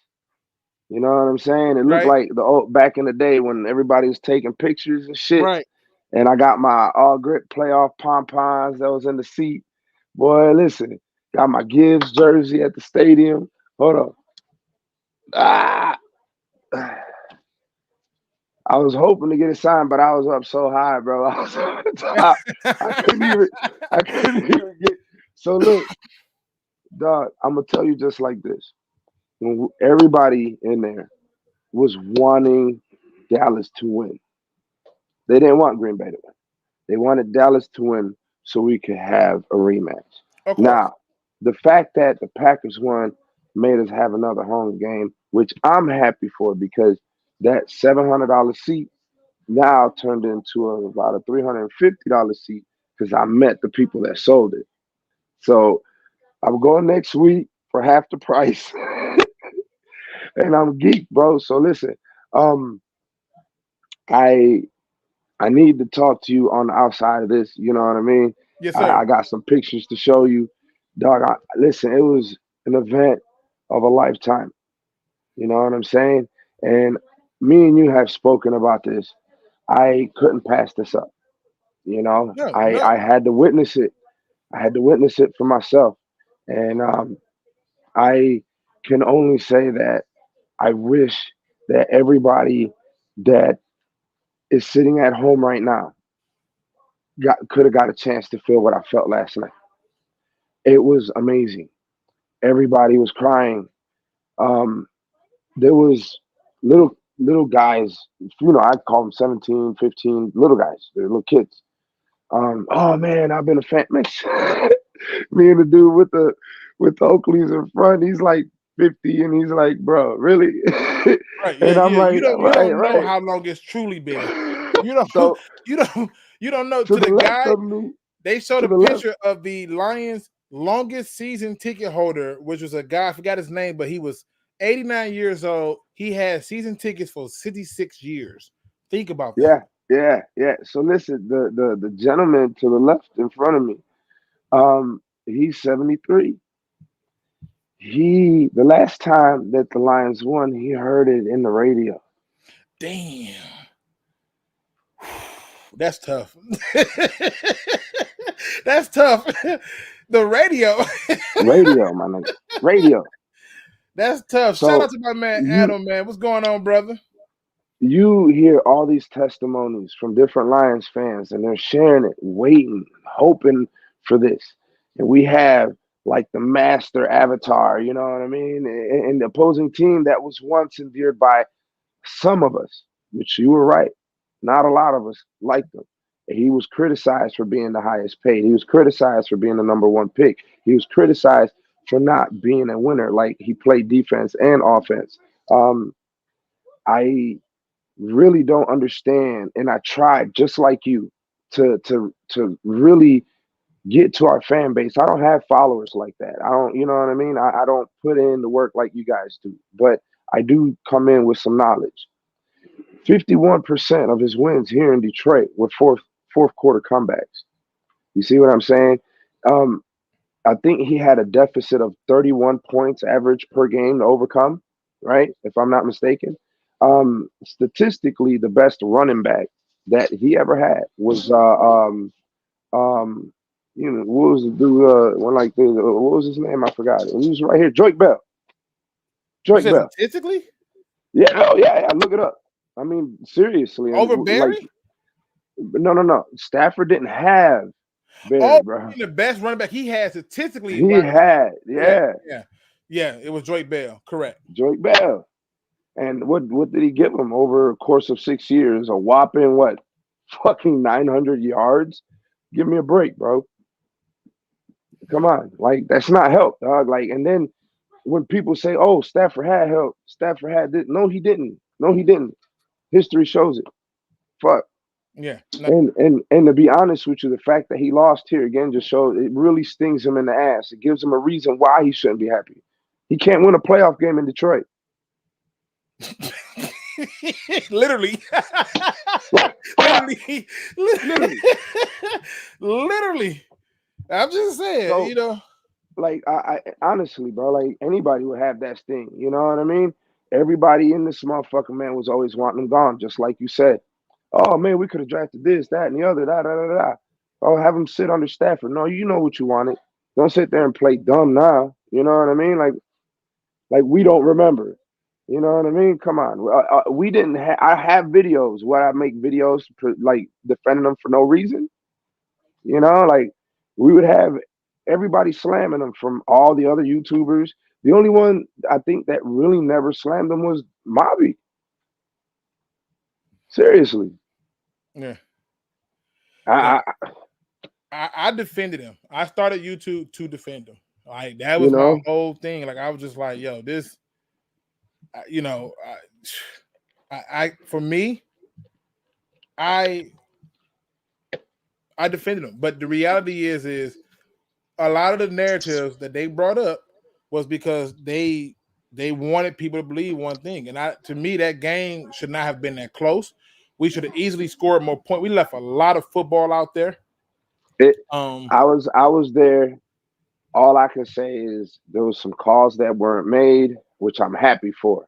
There were so many calls that were made against us that, man, fuck everything. You owe us. You know what I mean? That shit was a PI. I don't give a fuck what anybody say. Oh, it was. Before that PI happened, that false start was a bunch of bull. It was no way. Bro! It was no way that was a fall. I'm like, wait a minute. He moved because dude came across. Exactly. Like that's bull. There was a play before that where I watched him fully tackle Aiden Hutchinson to the ground. I'm like, that's 100% a hold. So, I mean, I get it. We can talk about those penalties, but before we got to those penalties, other things had already occurred. That's all I'm saying. All that, man. I don't even want to get into the tit for tat. Like you said, we got 15-minute videos on how we get fucked. Man, you better start making your own. How many seconds you got of it? 10? We'll wait till you get to it. Once you get to 15, then we'll be willing to open our ears to that bullshit. You know what I mean? Like I don't want to be receptive to any complaining because, dog, we get screwed all the time. If we win, everybody wants to move the goalposts. Oh, it's gonna be 2 and done instead of 1 and done. Yeah, come on, man, shut it up, bro. And there was a lot of people who made fun of Dan Campbell, said that he was a meathead, that he's not a head coach. I was one. He don't take things serious, and we should fire him. And I'm like, we gave more time to Matt Patricia, who I wanted fired after 1 year for making dumb coaching decisions, and I was told it'd take 3 years, and he's already achieved it in 1. I remember I told you how long it takes to rebuild a team. But see, it don't even take that long. We was good. Listen, bro. The culture changed year 1. The rebuild changed year 1. The problem came when we were still doing things, I would say, in the wrong way. We was not still committing to the run. When we got back to our history, and the reason we got so many wins was because we do run the ball. And I've been telling people this all the time, that look at your history. We were a running team. Get back to that. Yeah, Get back to running the ball. That's why we got where we got. And so, but you got to think, man, for the longest time, that was such a that was wishful thinking. You know, it was, because we had running backs like what was the little bitty running back that we had in the 2006? No. The little bitty one. He had the one. Man, he's like 5'11", bro. I forgot his goddamn name. Everybody loved him. We've had Kevin Jones. We've had. That was before Kerryon Johnson. Wasn't Reggie Bush before Kerryon? That was after Reggie Bush. Mikael LaSure? No, he was a little bitty dude. Goddamn it, man! I can't remember his name. Zach Zenner. He was around the time of Zach Zenner, but right before him, Zach Zenner replaced him.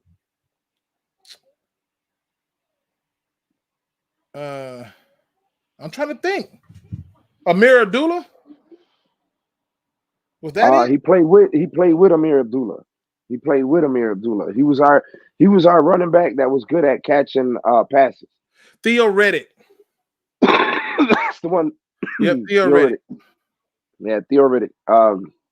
We had Theo Reddick, bro. Like he couldn't, man. You could shoestring tackle him. You know what I mean? Like you could blow on that guy. Hey.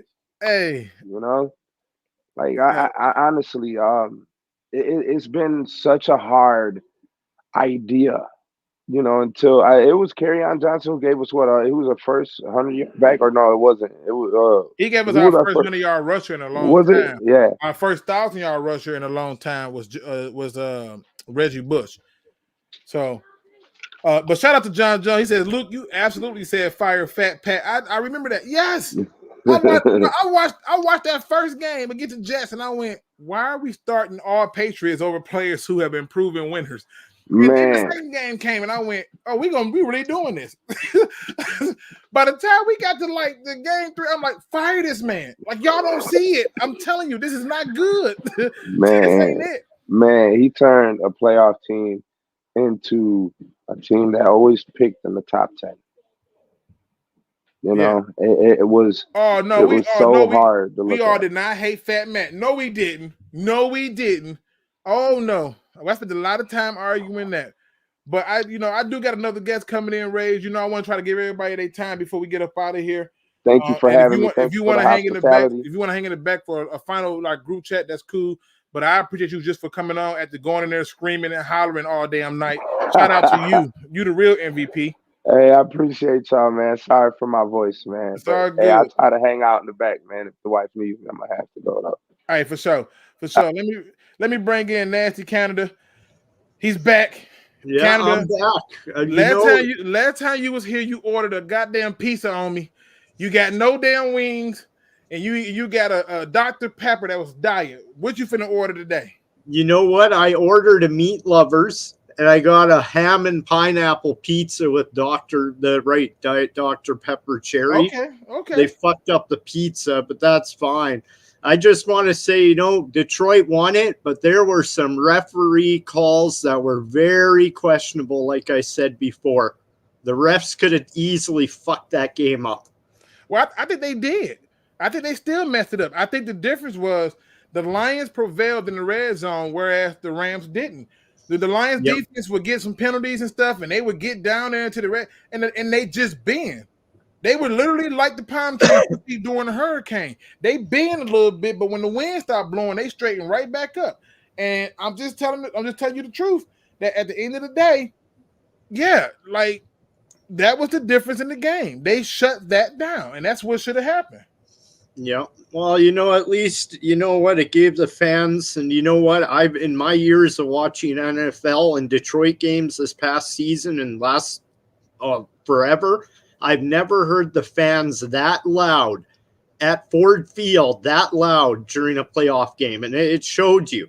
Even though Eminem was there and a lot of celebrities, it brought everyone together. And now the next step is they've got to start practicing their asses off right now, because this is make it or break it. Next game, we got to get the dub. 100%, and I think that they will. I before then, I was like, I'm a little worried about the Eagles because they got the mobile quarterback. But I got to be honest with you. By the time we get to next week, James Houston playing, so that gives you another pass rusher, and that's huge. That's absolutely huge to have another pass rusher. So off rip, I appreciate that. And I think that this game to me showed me that, look, you didn't play your best football, but guess what? Even though you didn't play your best football, you still prevailed and you made the plays when they needed to. The defense got to stop when they needed to. They could talk about, that play would have changed it. But with 4 minutes and 20-something seconds on the clock, the game was beyond far from over. Beyond. Yep. I agree. So either they got points there, right? We going down and scoring. My only issue was if you go down and you score, you got to chew up clock. Because Stafford, as a fourth quarter comeback guy, that's his brand. That's his butter. That's what he was known for. he was known for putting them in an improbable situation and he making the best out of it. So I'm happy we got the win. I'm ready for another playoff game because the Packers took care of the fraudulent Cowboys, and I just look forward to seeing how much louder they get. You just can't beat it.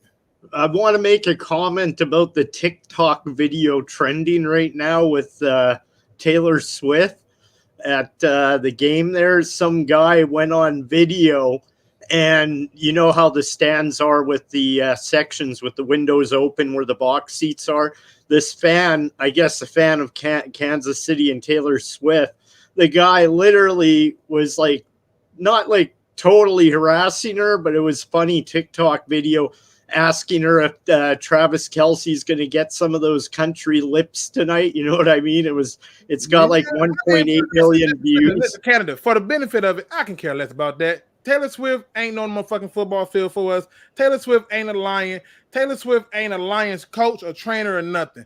I can care less about the over-sexualization of women when it comes to stuff like that. That stuff don't mean nothing to me. You know what I'm saying? If you want to tell me Taylor Swift was promoting some Detroit Lions gear, cool. If you want to tell me Taylor Swift was going to be the halftime show in next playoff game, cool. But that story, I can care less, man. I just want to put it out there. I can care less, Canada. But I do appreciate you, brother. I agree. Like they've been overcasting her on every freaking football game, showing her more than other fans on the stands. It is getting out of control. I'll admit that. Even though, you know what, I'll do the gritty to her music. You know, I like that shit. I'll pepper her tunes on the surround sound once in a while. But the reality is this. I want to talk Lions. It's a Victory Monday. So what I'm finna do is I only got a few more minutes because I got to get myself together and get people ready and stuff. I got to go back to being husband and father. So appreciate you for coming through, Canada. It's always a pleasure, brother. Okay. Listen, y'all, I'm just going to put it out there. Look, this is Victory Monday. I want to talk Lions. I want to talk about what the Lions are getting done. And those are the things that I'm going to be focusing on. I can care less about TikTok and other stuff because I care about the Lions. You know, it just is what it is. I care about the Lions. Look, listen, so we went through all the happiness and the joy of it all, right?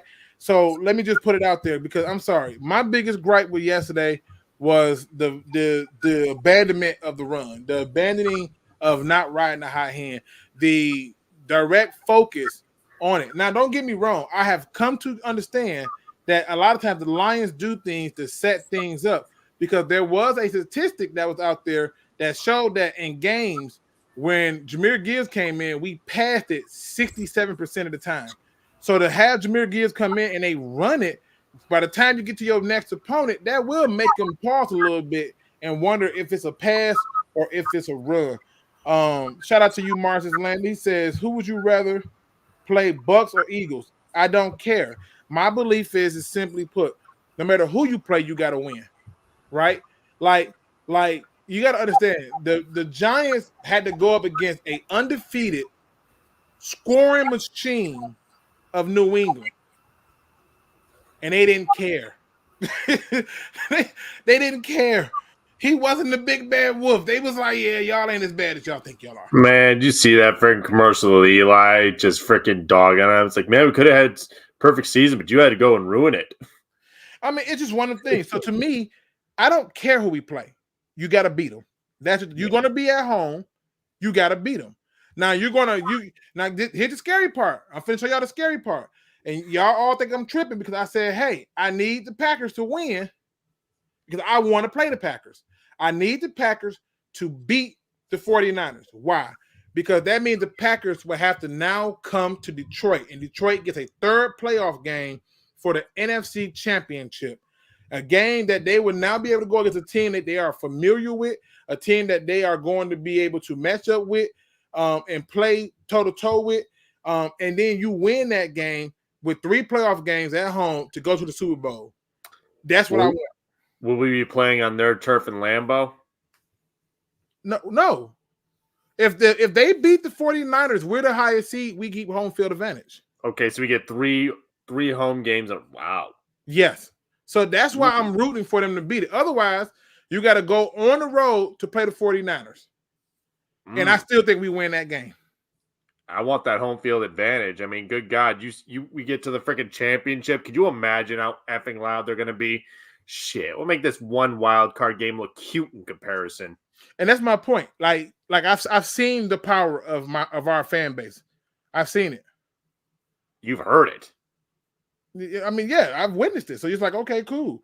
DJ says, I'm tired of this holding call BS when no one talks about the phantom false start at the end of the first half. Hey, listen, I've been all over it. I started the show off with, let's get this out of the way. Don't talk to me about these weak penalties because guess what?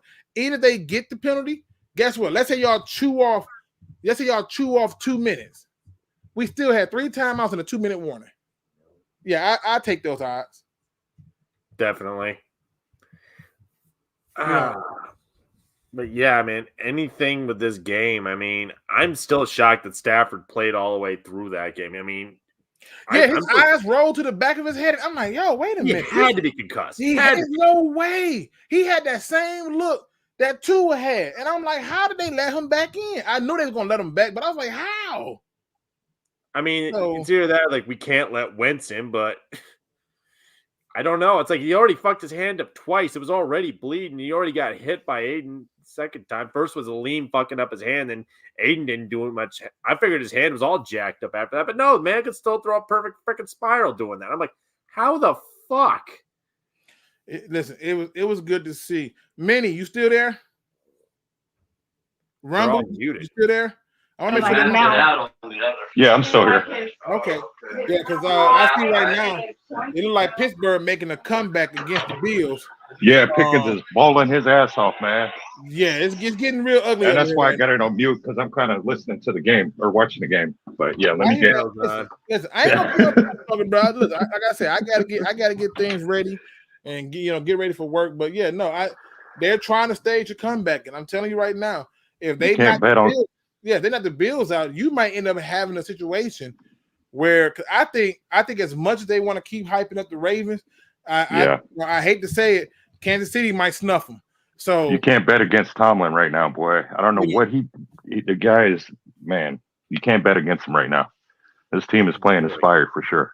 Yeah, we're gonna see how it all pans itself out. We got a few more minutes.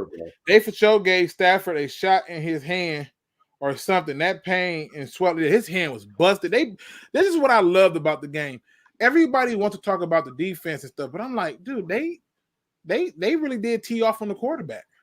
There's a few times where I ain't gonna lie. There's a few times where Aiden Hutchinson hit Stafford late. I was like, okay, yeah, okay. That's what I'm talking about. Yeah. That's the part I was talking about because it's football at the end of the day, man. So those kind of things, those little chippy plays like that, those things matter, because we know how Stafford is, man. Like he gets happy feet, or if he gets going, the guy he's dialed in. But yeah, kudos to that D line and everyone just letting him know that he was playing Detroit. This ain't the same Detroit team, man. This ain't the SOL. And I loved it. Yeah, man. All right, good people. We've been on for an hour and 45 minutes, I want to say. So, 42, 45, yep. So, a brother right here, it says, Luke, did you see Stafford diss the fans after the game? He did not diss the fans. He did not. Oh, my God. He did not diss the fans. I know, but listen, he was like, the guy asked him, like, the city of Detroit. And he goes, I'm happy for the players. Correct. That's not a diss to the fans. Yeah, but the city of Detroit is the fans. Okay, you know what I'm saying? You know what? Let's say it is the fans, right? He was dismissive. Right. Let's say it is the fans. Let's say it is dismissive. Y'all didn't want him no way. You celebrated when he got traded. Many people daily, I keep telling y'all go on a 97.1 a ticket. Y'all talk to these people on the radio, and you don't realize that their players have told you, we listen to those radio stations. Golden Tate told you, Kevin Johnson told you, Barry Sanders told you, Matthew Stafford didn't tell you, but so many other people, Carry-On told you, and Ndamukong Suh told you. Y'all go on those radio shows and y'all say things that y'all think. Y'all go to these articles. Y'all send messages on Twitter and Instagram and TikTok and Facebook and every other piece of opportunity you can to say something to these players, and y'all think they gonna forget. He was never embraced here. He was never the person that people got hyped about. And I'm sorry, he does not owe us a damn thing. No, I didn't say he owed us. To your point, I get what you're saying. But now, look, this is my rebuttal to that. Okay, these radio stations, when they have these people call in, they screen the callers, and they find out, oh, hey, are you with our pundits and critics on here? Do you hate Stafford? You don't think they ask him questions like that? The media is. I've called in many times, right? And Right. have been screened, and I told them exactly what I was going to talk about, and I've got on there and talked about it, and yeah, that's what happens.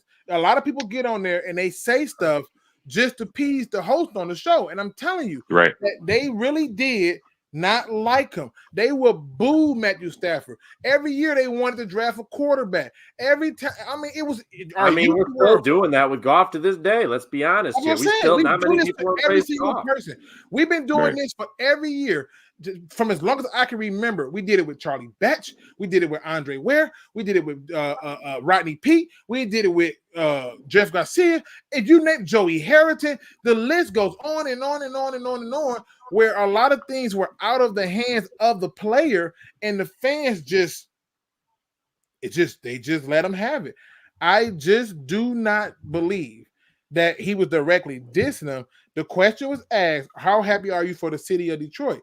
You have to understand, he has to now look at this on a different level because he's representing the city of Los Angeles. Okay, and what does he look like? Oh, I'm so happy for them. Like, what do you mean? Could you imagine? Yeah, I mean, he could have answered. Could you imagine if we lost, and they asked Jared Goff, "How happy are you for the city of Los Angeles?" He was like, "I'm so excited for him." Like, bro, I mean, yeah. If you think about it from an LA fan perspective, it'd be really backhanded. If I was an LA fan, he's praising his former team. I guess it'd be pretty backhanded if I'm an LA fan. Or he could have just gave a political correct answer, like, "Hey, man, yeah, man, I'm happy for the players." He did. Well, I'm happy the city has a team that is, these guys are on the way up. That's a politically correct answer. That's not you praising them, but that's you just acknowledging, like, yo, the city finally got this stuff together. I'll say it like this, Rumble. Right. Whatever it's gonna take to keep y'all pissed off, to keep screaming at the top of y'all lungs, then yep, he was disrespectful. He was out of line. Your mother, your father, he hates your grandma, your auntie, he thinks she's a slut. Your uncle, he don't have no respect for him.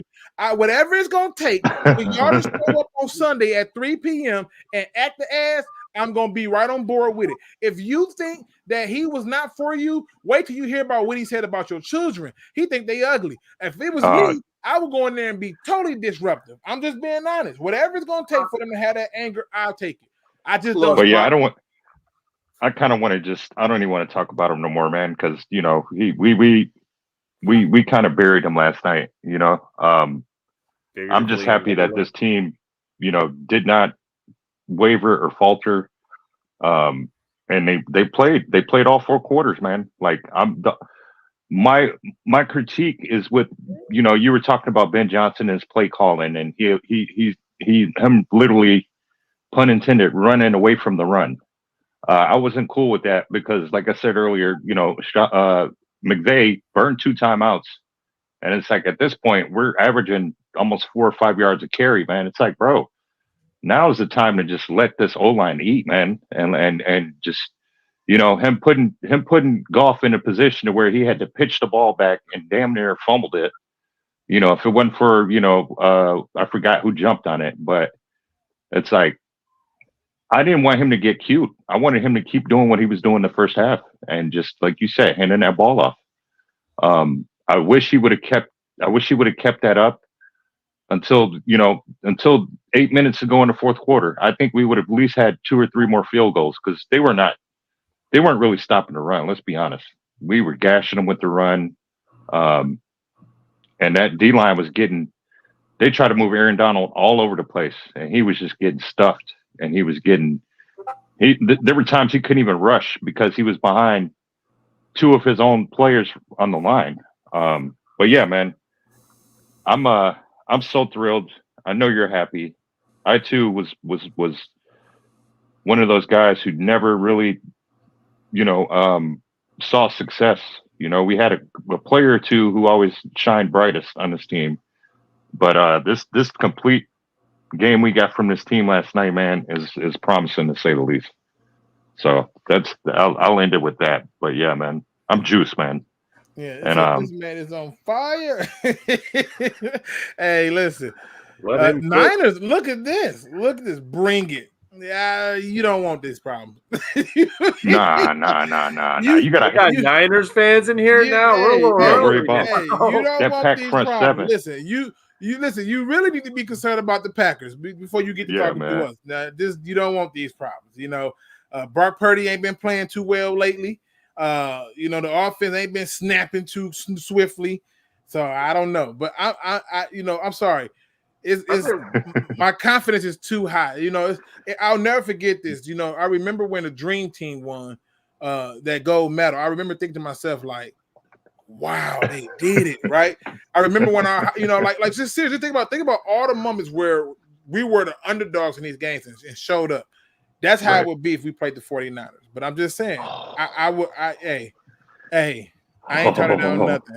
The Lions need it, man. We need it. All right, people, we get into the final thoughts today. My man's Manny might have been dipped on me. I don't know what happened with him, but we're gonna start it off with you, Crimson, and give the people your final thoughts for the day.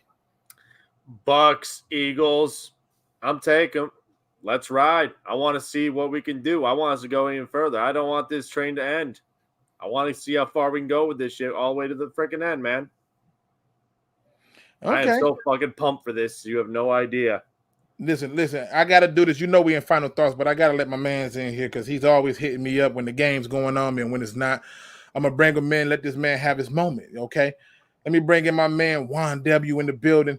Juan, you know I got to give you your theme music because everybody get to celebrate the same way. All we do is fucking win. Come on, bitch. You know the Lions won again. Bitch. You know the Lions won again. Another one. You know the Lions won again. Come on. Yeah. Because all we do is fucking win. All we do is win. Team in the motherfucking NFL. In the NFL. Brother, talk to the people. Give them what you got on this game, and then we get to the final thoughts after that. Hey, no, I ain't gonna hold y'all long, man. How everybody doing? I got on late. I didn't even know that you had went live. So I'm sure y'all covered just about everything. I'm gonna go back and listen to this while I'm working out. I appreciate it. But yeah, it didn't feel like we won at first to me. I don't know. It was kind of like, man, I had to just let it sink in. You know, the fact that we did squeak that one out. And I'm sure you guys discussed the chunk running of Montgomery versus Gibbs, and how they went away from that run on first down. Listen, trying to play balanced football in the game that requires you to ride the hot hand. But, you know, hey, I digress. Right. Yeah, the O-line was ready for that game, man. They were bullying. And so, that's what I just want them to learn their lessons and make the adjustments in the next game. And if I know that they're going to learn their lessons from what they did wrong and make the adjustments, that'll make me feel way more confident and comfortable. But that's the only point that I wanted to bring out. I'm going to go back and listen and see what everybody else brought out. Hey, I appreciate it. No, I appreciate it, man. Like I said, I covered it. I don't argue with a few people came back. My man took Looney Tunes said, Luke, your ad-lib's trash, bro. Like, damn, I'm trying my best, man. Goddamn. Oh, no, man. I told you I was alive when they won in 91. Good grief. What you want me to do? I just repeated what I heard my kids and nephews and nieces say. Damn. Give me a break. Break me off a piece of the Kit Kat bar, man. Damn. I was out here in D.C. at a bar, and so many Rams fans was coming up to me. I had the Axel Foley jacket on. So many Rams fans coming up to me, in big old bar in D.C. too. And they were talking so much trash. It's nuts, though. I had the last laugh. Hey. Is this after or before the game? We were outnumbered as usual. Double the Rams fans as Lions fans. But the Packers game was just over, and I don't know. I was cheering for the Packers. It just got over. The Packers fans are still in there too, watching the Lions game. Scout. See, like I said, hey, like I said, it is what it is. My man Looney Tunes, so you can't be stuttering on it. Looney Tunes on one, man. Man, bro, listen. All right, I'm so. All right, Luke. Thanks for letting me in. Hey, I appreciate it, man. Appreciate it so much. Give people your final thought before you get up out of here, Juan. Just that, man. As long as they make the adjustments from this game and not go and do the same thing that wasn't productive. You know, Ben Johnson don't need to get cute. If Montgomery came to play and he's bullying, let him ride that hot hand, and 100%. Play to our strengths. 100%. Dr. Pepperoni says, I'm late to the party. Did Dan from yesterday show up? No, he did not. I was looking forward to it, but then again, I did start later than I usually do because the brother has to work. You know what I mean? I have to work. So, but no, he didn't. Or the other, it was like 3 other Rams fans that was in there, so they didn't show up. I'm sure they'll comment, and I'm sure he'll probably come on to talk about it. So ain't no ifs, ands, and buts about that part of it. But no, he did not show up. Dan's just chilling in the mountains. Yeah. Rumble, give the people your final thoughts, sir. Hey, man, Luke, I appreciate you letting me hop on. It's good to see everyone, man. And it's good to have a great showing last night at home. Yeah, man, hopefully we can continue this momentum. Hopefully Dan has these guys fired up. Hopefully the city is still buzzing, with whoever we play with next. Pause. But yeah, man, I appreciate this. And to every Lions fan out there, man, this is just the beginning. Let's keep holding ourselves to where we think we belong, and let our players do their thing. Again, let's not forget, man, we were 30 years now, 30 years. So let's ride this momentum, and let's just stay positive, man. So I appreciate you again, Luke. It's good to see you, Crimson, as always, man. And you guys have a great night. Go Bucks. you know I ain't gonna argue with that one. Hey, you know me, man. Listen, I can't end the show unless I end on a positive note. I thank everybody who came in here, all my replay gang people who had fun with me today.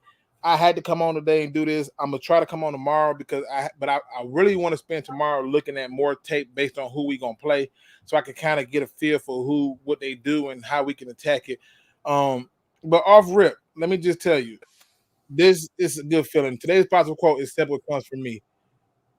Hold on to the happy times.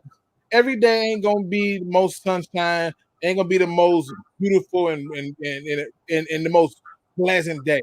But when you have the good days, hold on to it, embrace it, accept it. Don't shy away from it. I don't care what nobody say. I don't care what happens today. Just be glad that you showed up and you're here and your presence to be in your happiness and your joy. And I'm telling you, some of us are spending too much time protecting our peace. But I'm telling you right now, it is your job alone to protect your peace. No one else's job to protect your peace but yours. No one else's job to keep that smile on your face but yours. You are the reason that you're happy because you made decisions to enjoy those things. And when you get it, hold on to it. Hold on to it like it has nothing else left to give. And I promise you, once you do that, you will learn to look at life a little bit different. With that being said, ladies and gentlemen, hit that like, subscribe, notification bell. And if you don't do nothing else, really quick, let me shout my homeboy out right here, my man, Mike Kimber from Lions Talk by Chat Sports. He said, Luke G, hey, welcome. But if you don't do nothing else, don't be no chump. Please do your research.